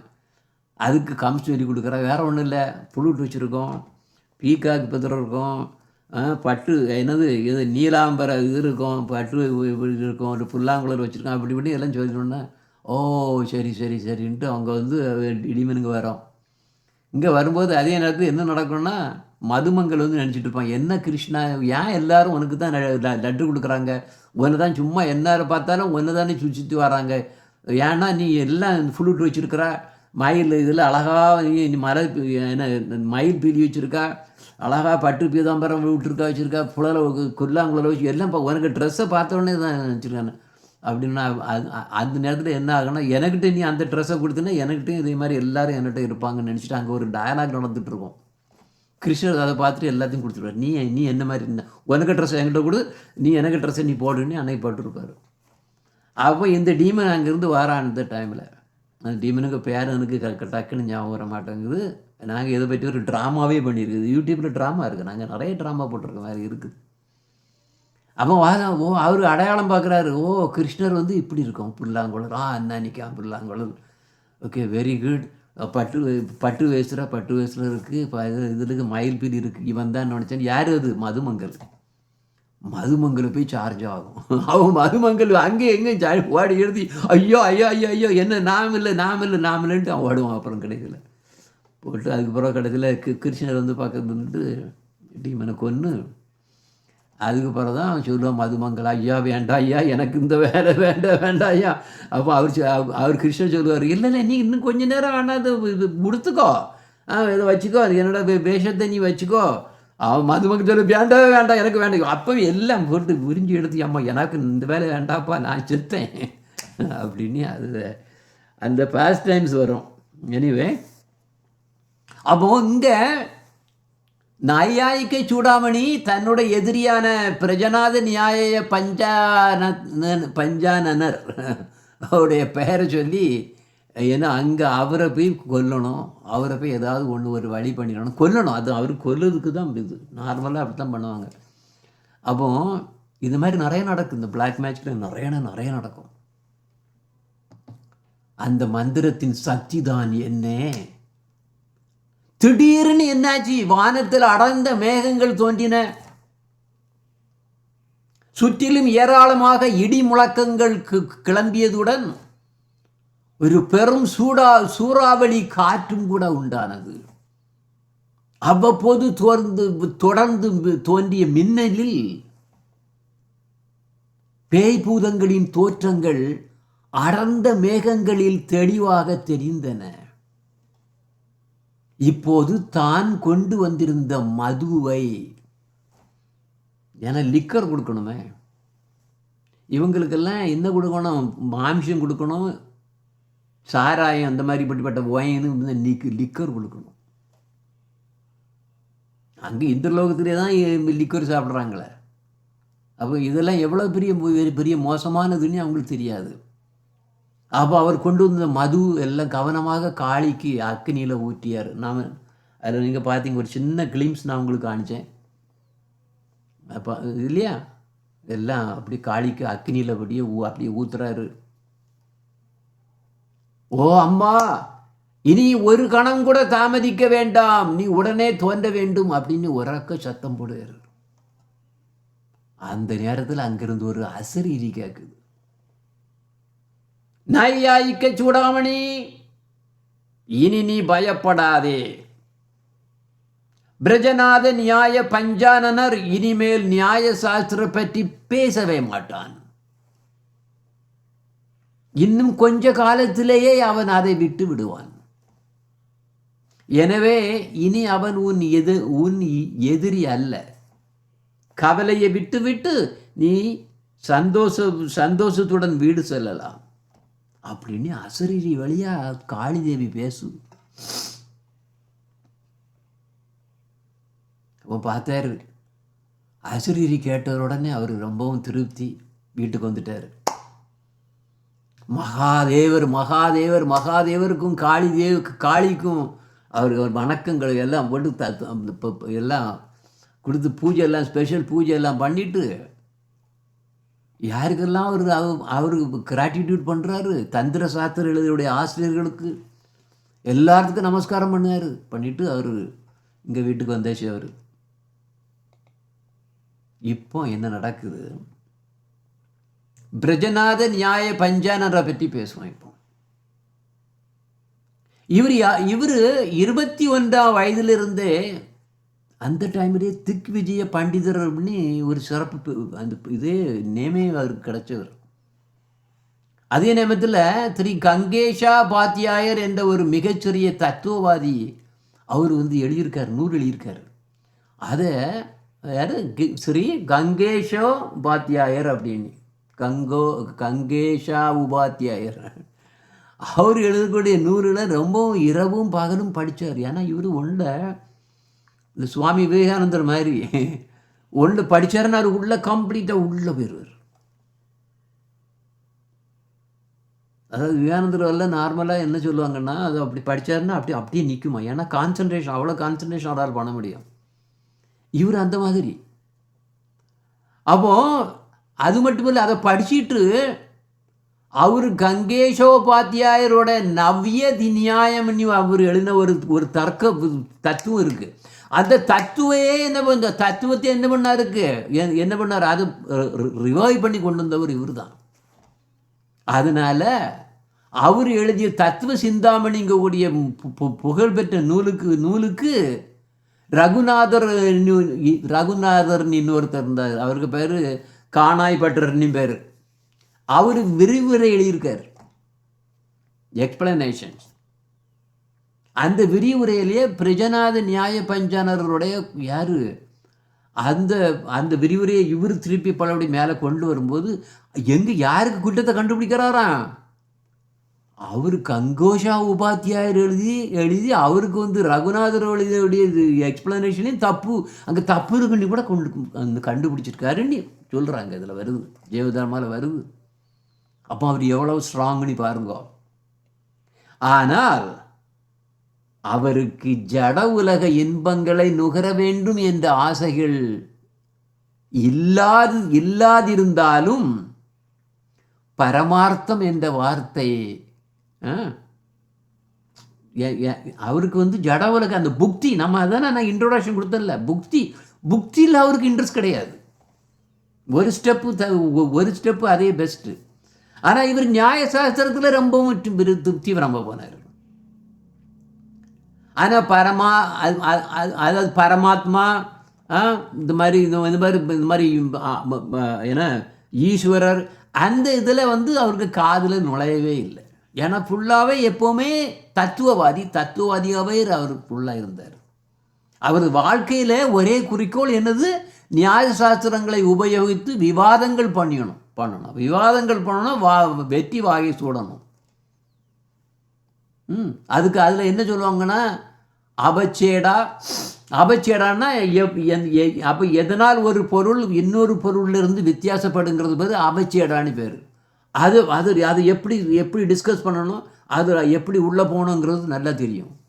அது மாதிரி வியவச்சேடான்னா அப்போ ஒரு பொருளை இன்னொரு பொருளிலிருந்து பிரிக்கிறது. அது ஒரு வியவச்சேடானி, அந்த டாப்பிக்கில் ரொம்பவும் ஸ்ட்ராங்காக போவார். அது மாதிரி கடாணி, அது ஒரு விவர்த்தம் இருக்குது. அதில் மண்பானையை வச்சுட்டு என்ன பண்ண, மண்பானையை துணியாக்கிடலாம், துணியை மண்பானை எப்படி வேணாலும் விவாதம் பண்ணலாம். இப்போ பானையை யானையாக்கிடலாம், யானையை பானையாக்கிடலாங்கிற மாதிரி அவ்வளோ தூரத்துக்கு அதை எப்படி பண்ணுறோன்னு. துணின்னா படா இப்படி இது ஒரு சாம்பிள்ஸ் தான். அந்த வாத சாஸ்திரங்கள், நியாய சாஸ்திரங்கள் வந்து இவ்வளோ தூரத்துக்கு டீப்பாக போகும். கம்ப்ளீட்டாக டிஸ்கஷன், லாஜிக் இப்படி போகும். அப்போ ஒரு எப்போ பார்த்தாலும் உறங்கும் போதும், கனவு காணும் போதும், உணவு உண்ணும் போதும், ஆங்காங்கு செல்லும் போதும், ஜட உலக பொருட்கள், அவற்றோட இயற்கையான தன்மைகள், அதோட காலம், உயிர் வாழும் ஜீவன்கள், வான சாஸ்திரம், உலக உண்மைகள், இதை மட்டும்தான் சும்மா இதயத்திலேயே வென்று. இதயத்தில்னா அவருடைய பிரெயினில் ஃபுல்லாக இதுதான் ஓடிக்கிட்டே இருக்கும். இதை தவிர அவருக்கு வேறு எதுவும் இன்ட்ரெஸ்ட் கிடையாது. அப்போ அந்த டைமில் ஒருத்தர் வாராரு, ஒரு பையன் வாரான். அப்போ ஒரு நாள் சாயங்காலம் இந்த பிரஜநாதர் கங்கை நதியில் ஓரத்தில் உட்கார்ந்திருந்து கௌதம புத்தர் கொடுத்திருந்த தத்துவத்தில் இருந்து 16 விஷயங்கள் அதில் இருக்குது. அந்த 16 விஷயங்களை எடுத்து அப்படியே போட்டு மனத்தில் போட்டு, அவருடைய மைண்டில் போட்டு அப்படியே அதை அப்படியே அனலைஸ் பண்ணிகிட்டே இருக்கார். அந்த நேரத்தில் அவர்கிட்ட படித்த ஒரு பையன், ஒரு மாணவன், புதுசாக ஜாயின் பண்ண ஒரு மாணவன் வாரான். அவன் நியாய பஞ்சானர்கிட்ட வணக்கம் செலுத்திட்டு, ஓ நியாய பஞ்சான மகாச்சாயா, டீச்சர் இல்லையா, டீச்சர் நீங்கள், அவர் ஒரு வார்த்தையை போடுறாருங்க, அந்த பையன் போடுறான், நீங்கள் நிமாய் பண்டிதர் எவ்வாறு சிருஷ்டி தத்துவத்தை எதிர்த்து உண்மைகளை கூறியிருக்கிறார் என்பதை படித்திருக்கிறீர்களா அப்படின்னு கேட்க. நிமாய் பண்டிதர் யார்? சைத்தன்ய மகாபிரபு. அவர் சிருஷ்டி தத்துவத்தையே எதிர்த்து, நீங்கள்லாம் சிருஷ்டி தத்துவம்னா இப்படி பறந்தது, உலகம் இப்படி பறந்தது, அது பறந்தது, அந்த ஏன்னா டிஃப்ரெண்ட் தத்துவ ரீதிகளெல்லாம் நீங்கள் படிச்சுட்டு இருக்கீங்க. அவர் என்ன சொன்னார்? நிமாய் பண்டிதர் அவர் பெரிய லாஜிஷியன், அவர் மிகப்பெரிய லாஜிஷியன். அப்போ அவரே எல்லாத்தையும் போட்டு தூரத்தையும் போட்டுக்கிட்டு பக்தி மட்டும்தான் மேலுன்னு சொல்லியிருக்காரு. அதை பற்றி நீங்கள் படிச்சிருக்கீங்களான்னு கேட்குறாரு. உடனே இதை கேட்ட பிரஜநாத நியாய பஞ்சானரை ஒரு சிங்க மாதிரி கரைச்சிக்கிறாரு. யார் இந்த நிமாய் பண்டிதர்? அந்த ஜெகநாத மிஸ்ராவின் புதல்வர் தானே, அவரை தானே நீ சொல்கிறா? அவரோட தத்துவத்தை பற்றி எனக்கு சொல்லு அப்படின்னார். அந்த மாணவன் சொல்கிறான், கொஞ்ச காலங்களுக்கு முன்னர் வாழ்ந்தவர் நிமாய் பண்டிதர். அவர் நியாய சாஸ்திரத்தை பற்றி நிறைய போதித்தார், நிறைய படித்தார், அவருக்கு படிக்க வேண்டிய அவசியம் போதித்தார். அவர் போதித்தவை கணாயி பட்டரையும் கூட ஏளனம் செய்யும் அளவுக்கு உயர்ந்ததாக இருந்தது. அந்த நேரத்தில் கணாயி பட்டரோட நியாயசாஸ்திரம் ரொம்பவும் வசதி. அவரை விடவும் மேலே போய் இருந்தது யார்? நிமாய் பண்டிதருடைய நியாயசாஸ்திரம். அப்போ அந்த காலத்தில் நியாயசாஸ்திரத்தில் அவருக்கு நிகர் எவருமே கிடையாது. யார்? இந்த காணாயி பட்டர். அவரை விடவும் மேலே யார்? நம்ம நிமாய் பண்டிதர். இருந்தாலும் நிமாய் பண்டிதர் நியாய சாஸ்திரத்தை மிகவும் அற்பமான ஒன்று என்று கூறினார். நியாய சாஸ்திரத்தை மட்டுமின்றி இந்த பிரபஞ்சமே அற்பமானது என்றும் போதித்தார். நியாய சாஸ்திரத்தில் இந்த பிரபஞ்சத்தில் நம்ம பார்க்கக்கூடியது எல்லாம் வரும். அதை வச்சு தான் பண்ணுறது. ஆட்டத்திலிருந்து ஆரம்பிக்கலாம். அப்போ அந்த பையன் இன்னும் சொல்கிறான், அவர் சந்நியாசம் பூண்டு கொண்டு எல்லா இடங்களிலும் அலைந்து ஹரிநாம சங்கீர்த்தனத்தை எங்கும் பரப்பி கொண்டிருந்தார். அப்போ தற்கால வைஷ்ணவர்கள் அவரைத்தான் பூர்ண பிரம்மம், அதாவது முழுமுதல் கடவுள் அப்படின்னு நம்புகிறாங்க. அவரை ஹௌரஹரிங்கக்கூடிய நாம மந்திரத்தால் வழிபடுகிறார்கள் அப்படின்னு அந்த பையன் சொல்கிறான். இப்போ நியாய பஞ்சான மகாஷாயா இப்போ அவருக்கு புதுசு. ஏன்னா அவருக்கு தெரியும் இப்படி நிமாய் இருந்தது தெரியும், ஆனால் அந்த இதை பற்றி ஃபுல் டீட்டெயில் தெரியாது. உடனே அந்த அந்த அந்த அந்த ஒரு இன்ஃப்ளூயன்ஸ் வருது. அவர் நினைக்காரு, இதை நிச்சயமாக எப்படியாவது படிக்கணும். ஏன்னா அந்த பையனும் அதான் சொல்லுவான், நீங்கள் நிச்சயமாக ஒரு தடவையாவது இதை நீங்கள் படிக்கணும் அப்படின்னு அந்த பையன் சொல்கிறான். இவருக்கும் அதே மாதிரி எஸ் பண்ணணும்னு அவருக்கு ஒரு ஆசை வருது. இப்படி அந்த நிமாய் பண்டிதருடைய புகழை அந்த மாணவன் கூறியிலிருந்து என்னாச்சு, நியாய பஞ்சானருக்கு எப்படியாவது படிக்கணும்னு ஒரு ஆவல் வந்தாச்சு. ஐயா ஞாபகம் வச்சுக்கணும், இவர் எதில் ஒன்று ஈடுபட்டாலும் ரொம்பவும் டீட்டெயிலாக உள்ளே போகக்கூடியவர். நல்ல சிரமப்பட்ட பிறகு அவருடைய போதனைகளை எல்லாம் சேகரித்தார். ஏன்னா அவருக்கு ஒரு விஷயத்தில் ஆர்வம் வந்துவிட்டால் அவர் தீவிரமாக இறங்கிடுவார். அவர் இறங்க என்னாச்சு, அவருக்கு மேலே நிமாய் பண்டிதருடைய, அதாவது சைத்தன்ய மகாபிரபுவோட டீச்சிங்கில் ஒரு பெரிய பிடிப்பு வந்துவிட்டது.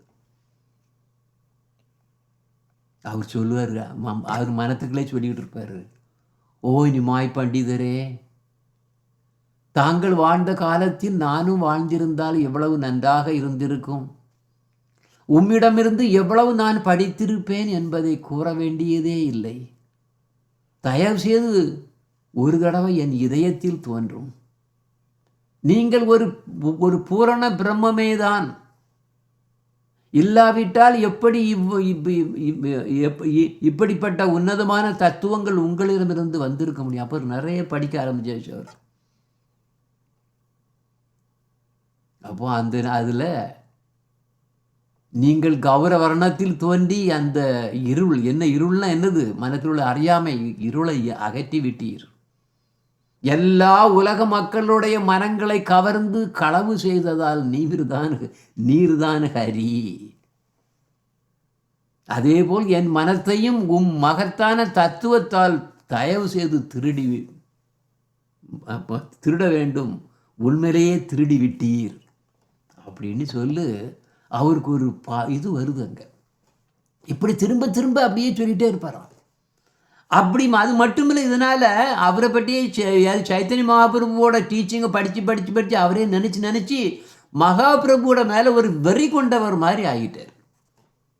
அவர் சொல்லுவார், ஓ நிமாய் பண்டிதரே, ஓ கௌரஹரி, தயவு செய்து என்னிடம் கருணை காட்ட வேண்டும். நீங்கள் செய்ததை போல் எப்படி என்னால் தத்துவங்களை உண்டு பண்ணி பேச முடியும்? அவருக்கு இன்ட்ரெஸ்ட் எங்கே இப்போ தத்துவத்தில் தான் நிற்கி, இன்னும் ஃபுல்லாக வெளியே வரலை. என்ன கேளுங்க, அவர் என்ன சொல்லுவார் பாருங்க, நீங்கள் கருணை செய்தால் நானும் எவ்வளவு அழகாக நியாய சாஸ்திரத்தில் ஒரு மிகப்பெரிய பண்டிதராக ஆக முடியும் அப்படின்னு சத்தம் போடுவார். நிச்சயமாக கௌரஹரியை வழிபடுவர்களுக்கும் என்னை போல் நியாய சாஸ்திரங்களின் மேல் பண்டித்துவமாக விருப்பம் இருக்கும், அவங்களுக்கும் எப்படி இருக்குன்னு இவர் நினைக்கிறார். இவர் என்ன நினைக்கிறாருன்னா, சைத்தன்ய மகாபிரபு நியாய சாஸ்திரத்தில் பெரிய ஆள், பெரியவர்.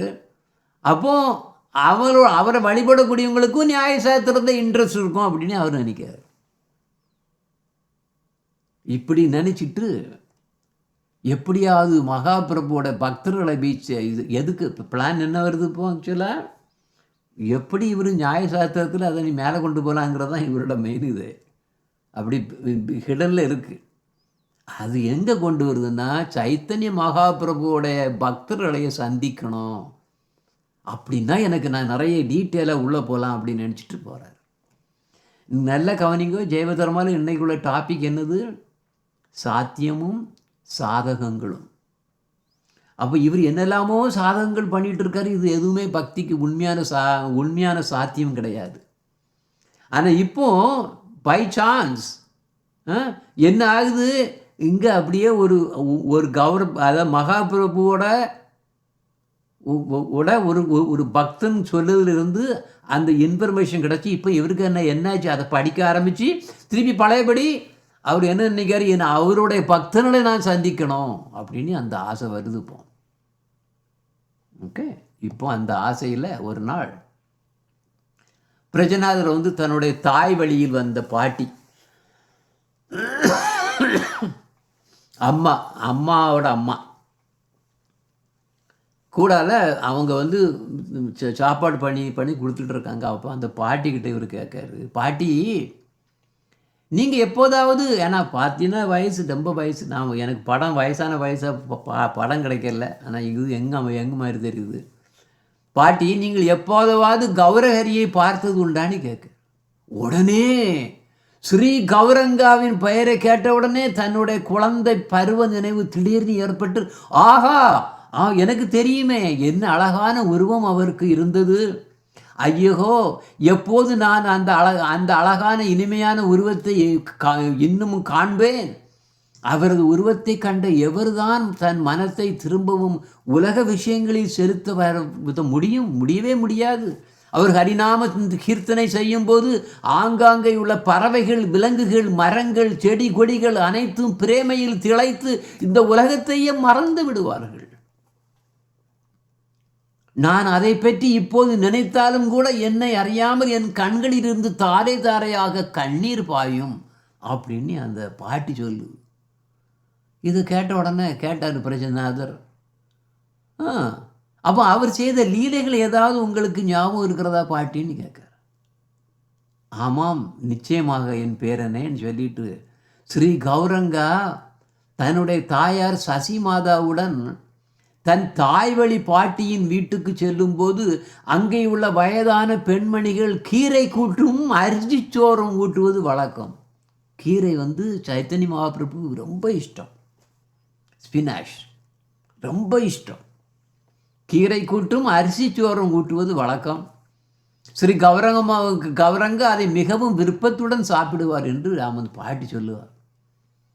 இப்படி சொல்லியவாறு பிரஜநாதரின் பாட்டியும் அப்போ உண்மையிலே சமைச்சிட்டு இருக்கிறது ஏதோ ஒரு கீரை தான், கீரை ப்ரிப்பரேஷனாக நடந்துகிட்டு இருக்கு. அந்த கீரையையும் ரைஸையும் வச்சு பிரஜநாதருக்கு கொடுத்துட்டு, இது உண்மையிலே நிமாய் பண்டிதருக்கு இது பிடித்தமான கீரை அப்படின்னு சொல்லி கொடுக்காரு. அவரும் இது நிமாய் பண்டிதருக்கு ரொம்ப பிடித்தமான கீரையே அப்படின்ட்டு அவர் நினச்சிட்டு சாப்பிடுவார். எனிவே இப்போ மெதுவாக அடுத்த ஸ்டெப்புக்கு வருது. பிரஜநாதருக்கு ஆன்மீக விஷயங்கள் அவ்வளவாக முதலாக தெரியவில்லை என்றாலும் நிமாய் பண்டிதரின் மகத்தான தத்துவங்களால் அவர் நிமாய் பண்டிதரிடம் இழுக்கப்பட்டார். இந்த வினோதமான இழுப்பு பிரஜநாதரிடம் மிக அதிகமாக வளர்ந்தது. நிமாய் என்ற பெயர் அவரது காதில் விழுந்தாலே மிகவும் இனித்தது. எவரும் ஜெய சச்சினந்தன் என்று கூறிக்கொண்டு பிச்சைக்கு வந்தாலும் அவர்களை உபசரித்து நிறைய உணவு அளித்தார். சில சமயங்களில் மாயாபூருக்கு சென்று அங்கே பாபாஜிக்கள் கௌரங்கா என்று ஜெபிப்பதை உட்கார்ந்து கேட்பார். சந்திக்கும் பாபாஜிக்களிடம் கௌரங்காவின் பிரசித்தி பெற்ற செயல்களை பற்றியும் முக்கியமாக அவரது தத்துவங்களை பற்றியும் விசாரித்தார். இப்படி சில மாதங்கள் சென்றன. இப்போது பிரஜநாதர் பழையவர் அல்ல, நன்றாகவே மாறிவிட்டார். முன்னால் நிமாயின் பெயர் அவரது வெறும் சித்தாந்தத்தின் காரணத்தால் இனித்தது. ஆனால் இப்போதோ நிமாயின் அத்தனை செயல்களும் அவருக்கு இனித்தன. இப்போது அவருக்கு நியாய சாஸ்திரத்தின் மேலிருந்த ஆசை மறைந்து போய்விட்டது. அது மட்டுமல்ல, அவருக்கு விவாதம் செய்ய வேண்டும் என்ற ஆசையும் அறவே மறந்து விட்டது. அவரது இதயத்தில் இப்போது நிமாய் மட்டுமே நிறைந்தது. பிரஜநாதர் நிமாயின் பக்தராகவே மாறிவிட்டார். அப்போ ஸ்லோலி ஒருத்தரோட லைஃப் எப்படி வருதுன்னு பாருங்க. இப்போதெல்லாம் எங்க மிருதங்கமும் கர்த்தாலும் கேட்டாலே போதும் பிரஜநாதரின் இதயம் நடனமாட ஆரம்பித்தது. எங்கெல்லாம் அவர் சுத்த பக்தர்களை கண்டாலும் அவர்களுக்கு தன் மனத்தினால் நமஸ்காரம் செய்ய ஆரம்பித்தார். ஸ்ரீ கௌரங்க தேவரின் பிறந்த இடமானதால் ஸ்ரீ நவத்வீபத்தின் மேல் அவருக்கு நிறைய பக்தி உண்டானது.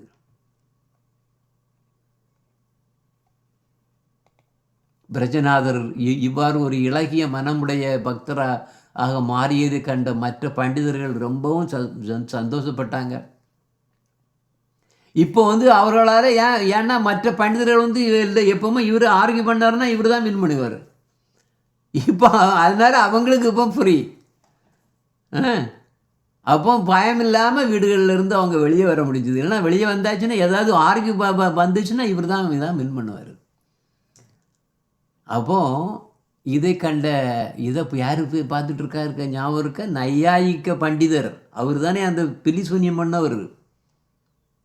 இதை பார்க்காரு, என்னடா இது இப்போ வீட்டை விட்டு இவர் ஃபுல்லாக இந்த மாதிரி ஆர்குமெண்ட்டே பண்ணது ஸ்டாப் பண்ணிட்டாரே, கரெக்டாக காளி மாதா சொன்னது மாதிரி தான் நடந்துகிட்டு இருக்குது.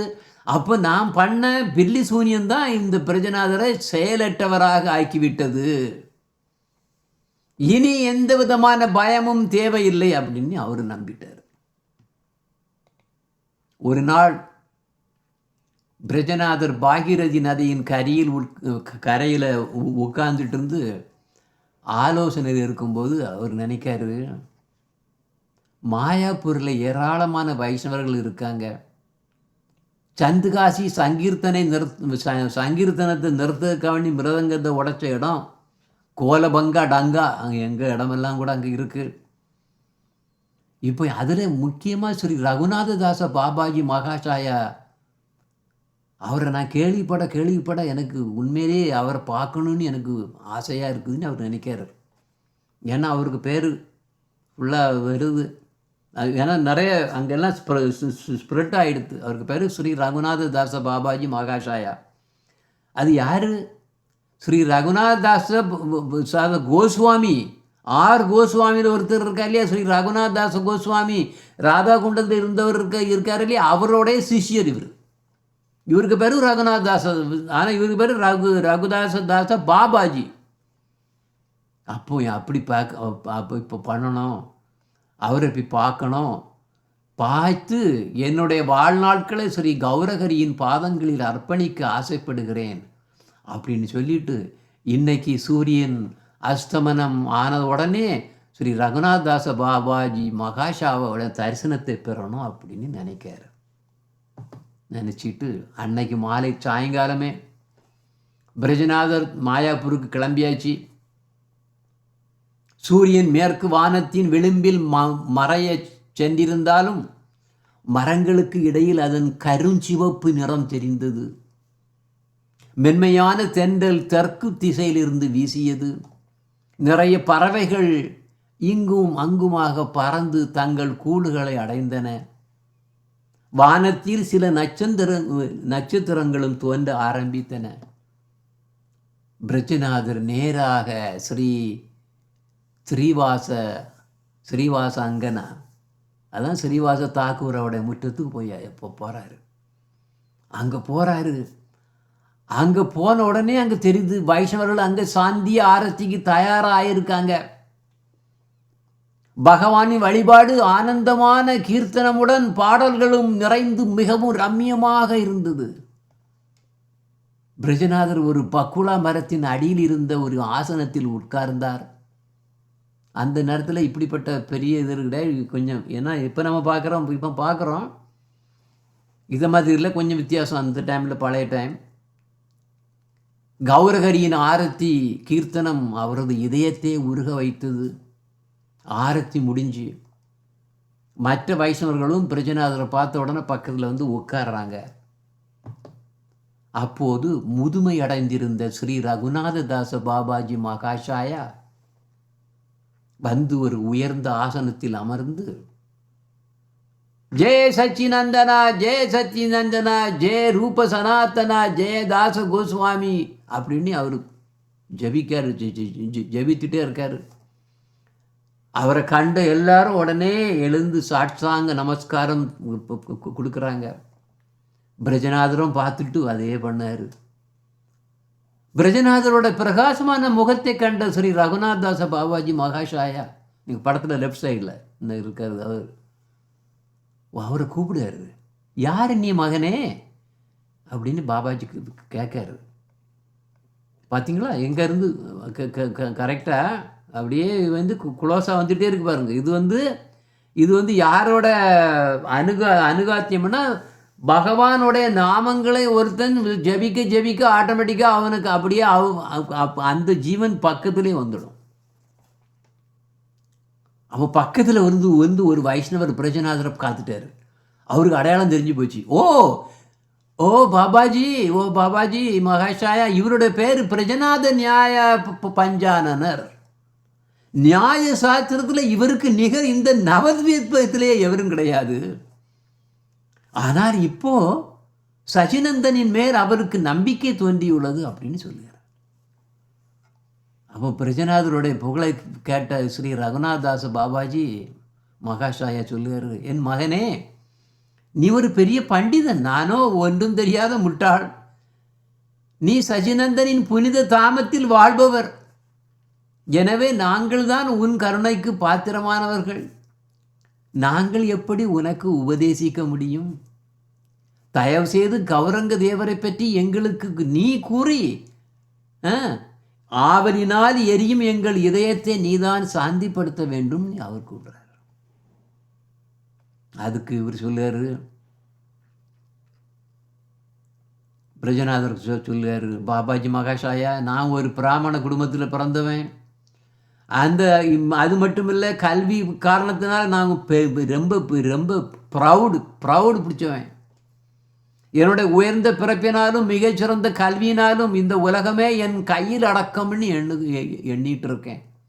சாதுக்களும் மகாத்மாக்களும் எவ்வாறு மதிப்பு அளிக்க வேண்டும் என்பது எனக்கு தெரியாது.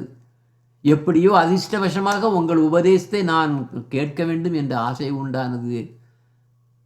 அதுவும் எப்படி நடந்தது என்று எனக்கு தெரியாது.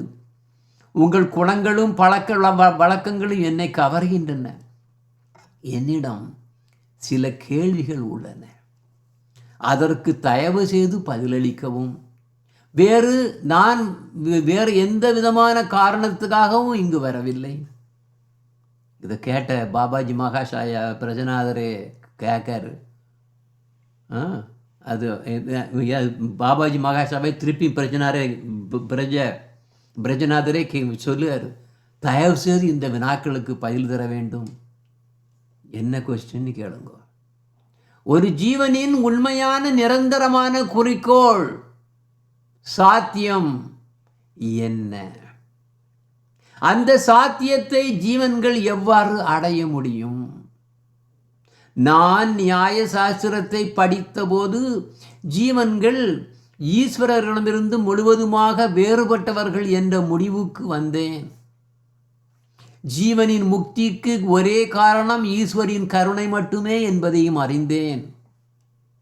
ஈஸ்வரரின் கருணையை பெறுவதற்காக ஒரு ஜீவன் செய்யும் செயல்களே சாதனங்கள் என்று உணர்ந்தேன். இந்த சாதனை என்ற செயல்களுக்கு கிடைக்கும் பயனே சாத்தியம் என்று அதையும் அறிந்தேன். நான் இந்த சாத்தியத்தை பற்றியும் சாதனங்களை பற்றியும் நியாய சாஸ்திரத்தில் துருவி ஆராய்ந்தேன். ஆனால் இந்த விஷயத்தில் நியாய சாஸ்திரம் மிகவும் மௌனமாகவே உள்ளது. அது எனக்கு எந்த விதமான பதிலையும் அளிக்கவில்லை. எனவே தயவு செய்து சாத்தியத்தை பற்றியும் சாதனங்களை பற்றியும் எனக்கு கூற வேண்டும். நான் ஆல்ரெடி சொன்னேன் கொஸ்டின். இன்னைக்கு கிளாஸில் இதோட முடியும். ரகுநாதாஸ் பாபாஜி யார்? ரகுநாதாச கோஸ்வாமியோட சிஷ்யர். அவர் பெரிய பண்டிதர், பரம உண்மையை நேரிலேயே உணர்ந்தவர், சிறந்த சாது. ராதா குண்டத்தில் ஸ்ரீ ரகுநாதாச கோஸ்வாமியுடன் வாழ்ந்து அவரது தாமரை பாதங்களில் சரணடைந்தவர். ஒவ்வொரு சாயங்காலமும் ஸ்ரீ சைத்தன்ய தேவரின் லீலைகளை கேட்டவர். இந்த ரகுநாத தாச பாபாஜி எப்போதும் கிருஷ்ணதாச கவிராஜ மகாஷாபிடம் தத்துவ விளக்கங்களை கேட்பார். ஞாபகம் இருக்கா? ராதா குண்டத்துல பார்த்தீங்கன்னா அதுதான் கிருஷ்ணதாச கவிராஜா அங்கே தான் தங்கியிருந்தார். எல்லாம் அந்த இடமெல்லாம் நீங்கள் இப்போ பார்க்கலாம். அப்போ அவர்களுக்குள் ஏதாவது சந்தேகங்கள் வந்துன்னா எங்கே போவாங்களாம்? ஸ்ரீ ரகுநாதாச கோஸ்வாமியிடம் தான் போவாங்க. சரியான பதில் கேட்க அவர்கிட்ட தான் போவாங்க. அப்போது ஸ்ரீ ரகுநாத தாச கோஸ்வாமியும் ஸ்ரீ கிருஷ்ணதாச கவிராஜ கோஸ்வாமியும் இந்த உலகத்தை விட்டு சென்ற பின்னர் ஸ்ரீ ரகுநாத தாச பாபாஜி, அதாவது அவரோட சிஷ்யர், ஸ்ரீ மாயாப்பூருக்கு வந்து ஸ்ரீ கௌட மண்டலத்தில் பண்டித பாபாஜியாக விளங்கினார். புரியுதா? அவரும் கோதுருமத்தில் வாழும் பிரேமதாச இப்போ வருது பிரேமதாச பரமஹம்ச பாபாஜி. இதுவரைக்கும் உள்ளதில் நீங்கள் படிச்சிருப்பீங்க. இது வரைக்கும் அவரை பற்றி உள்ளதெல்லாம் வந்தது. அவரையும் சந்திருக்காரு. சந்தித்து ஸ்ரீஹரியை பற்றி பேசி பிரேமையில் மூழ்கி இருப்பது வழக்கம். அப்போ இதில் இவர் இப்போ எதுக்கு வந்திருக்காரு? நம்ம இன்னைக்கு வந்து என்ன நம்ம பண்ணியிருக்கோம்னா, பாகம் பில்லி சூன்யத்திலிருந்து ஆரம்பிக்குது. இந்த பில்லி சூன்யம் அதெல்லாம் ஒரு அற்பமான விஷயம். எதில்? ஹரிநாமத்தோட பவரை நம்ம பார்க்கும்போது, ஹரிநாமத்தை ஒருத்தன் சேன் பண்ணால் போதும், அவனுக்கு எந்த விதமான பிரச்சனையுமே கிடையாது, எப்பவும் ஆனந்தம். ஆனால் ஹரிநாமத்தை நம்மளால் பண்ண முடியுது இல்லையே, அவ்வளோ பெர்மனண்ட்டாக பண்ண முடியும், எல்லாராலையும் பண்ண முடியுது இல்லையே. யார் யாருக்கெல்லாம் குருதேவருடைய எது அவருடைய கருணை இருக்குதோ அவங்களால் மட்டும்தான் பண்ண முடியும். அது மட்டும் இல்லை, நான் பெரியவன், நான் உயர்ந்தவன், நான் ஆச்சாரியார், நான் டீச்சர், நான் இப்படின்னு நினச்சோம்னா அவன் என்ன பண்ண ஹரிநாமத்தை பண்ண முடியாது. அப்போ நம்ம என்ன பண்ணோம்? நம்ம மனதை ஹரிநாம ஜபத்தை திருக்கு எப்படியாவது கொண்டு வரணும். ஏ மனதூமிதோ துமி பபூலே ஜகீஷே தோமர தேகியா கமல கிங்கர காத்தே தாளி நியா காச்சே. ஏ மனதூமிதோ তুমি বলে চাকিছে তোমার দেখিয়া সামন কিঙ্কর পাতে তালি দিয়া গাছে।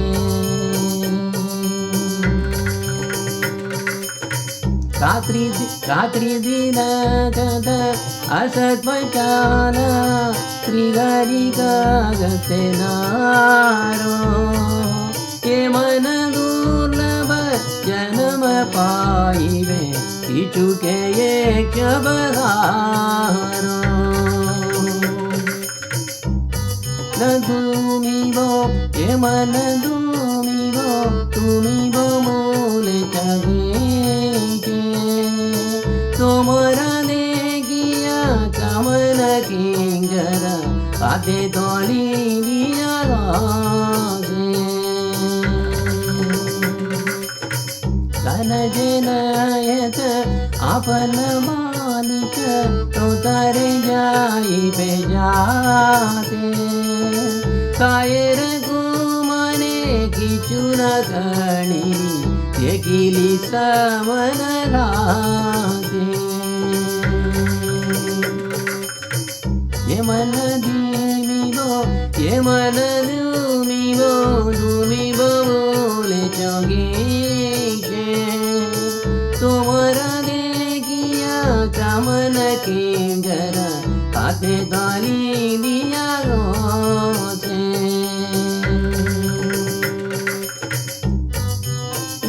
निजे उचित नारिणी आचार्य जानी निरारा आपणार मत आपली भांगिली फलनाये दोषकारे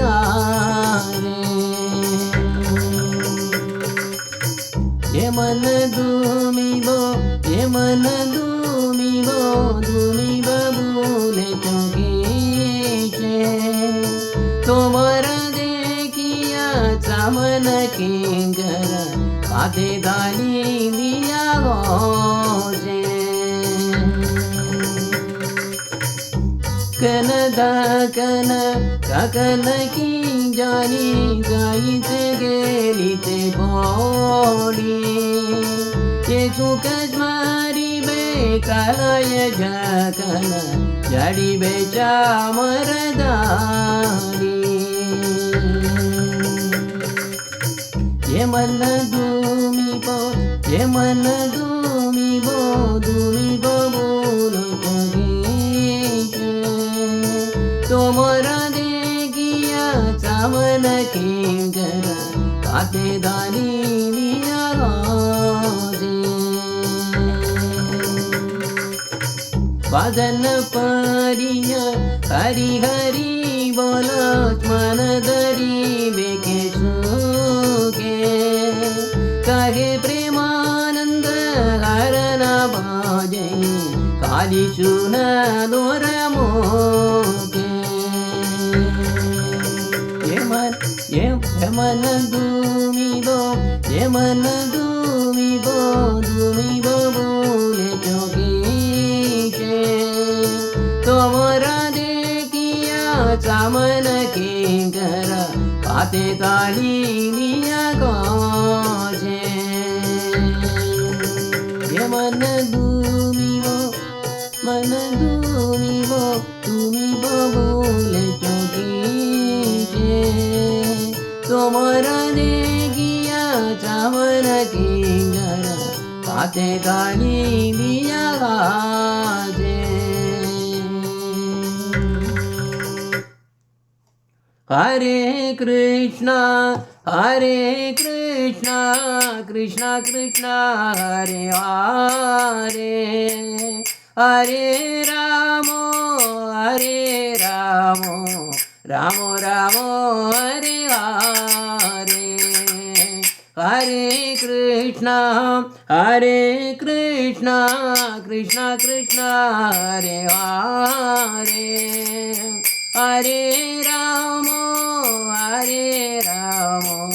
रामो रामो हरे हरे हरे कृष्णा कृष्णा हरे हरे हरे रामो रामो हरे हरे हरे कृष्णा।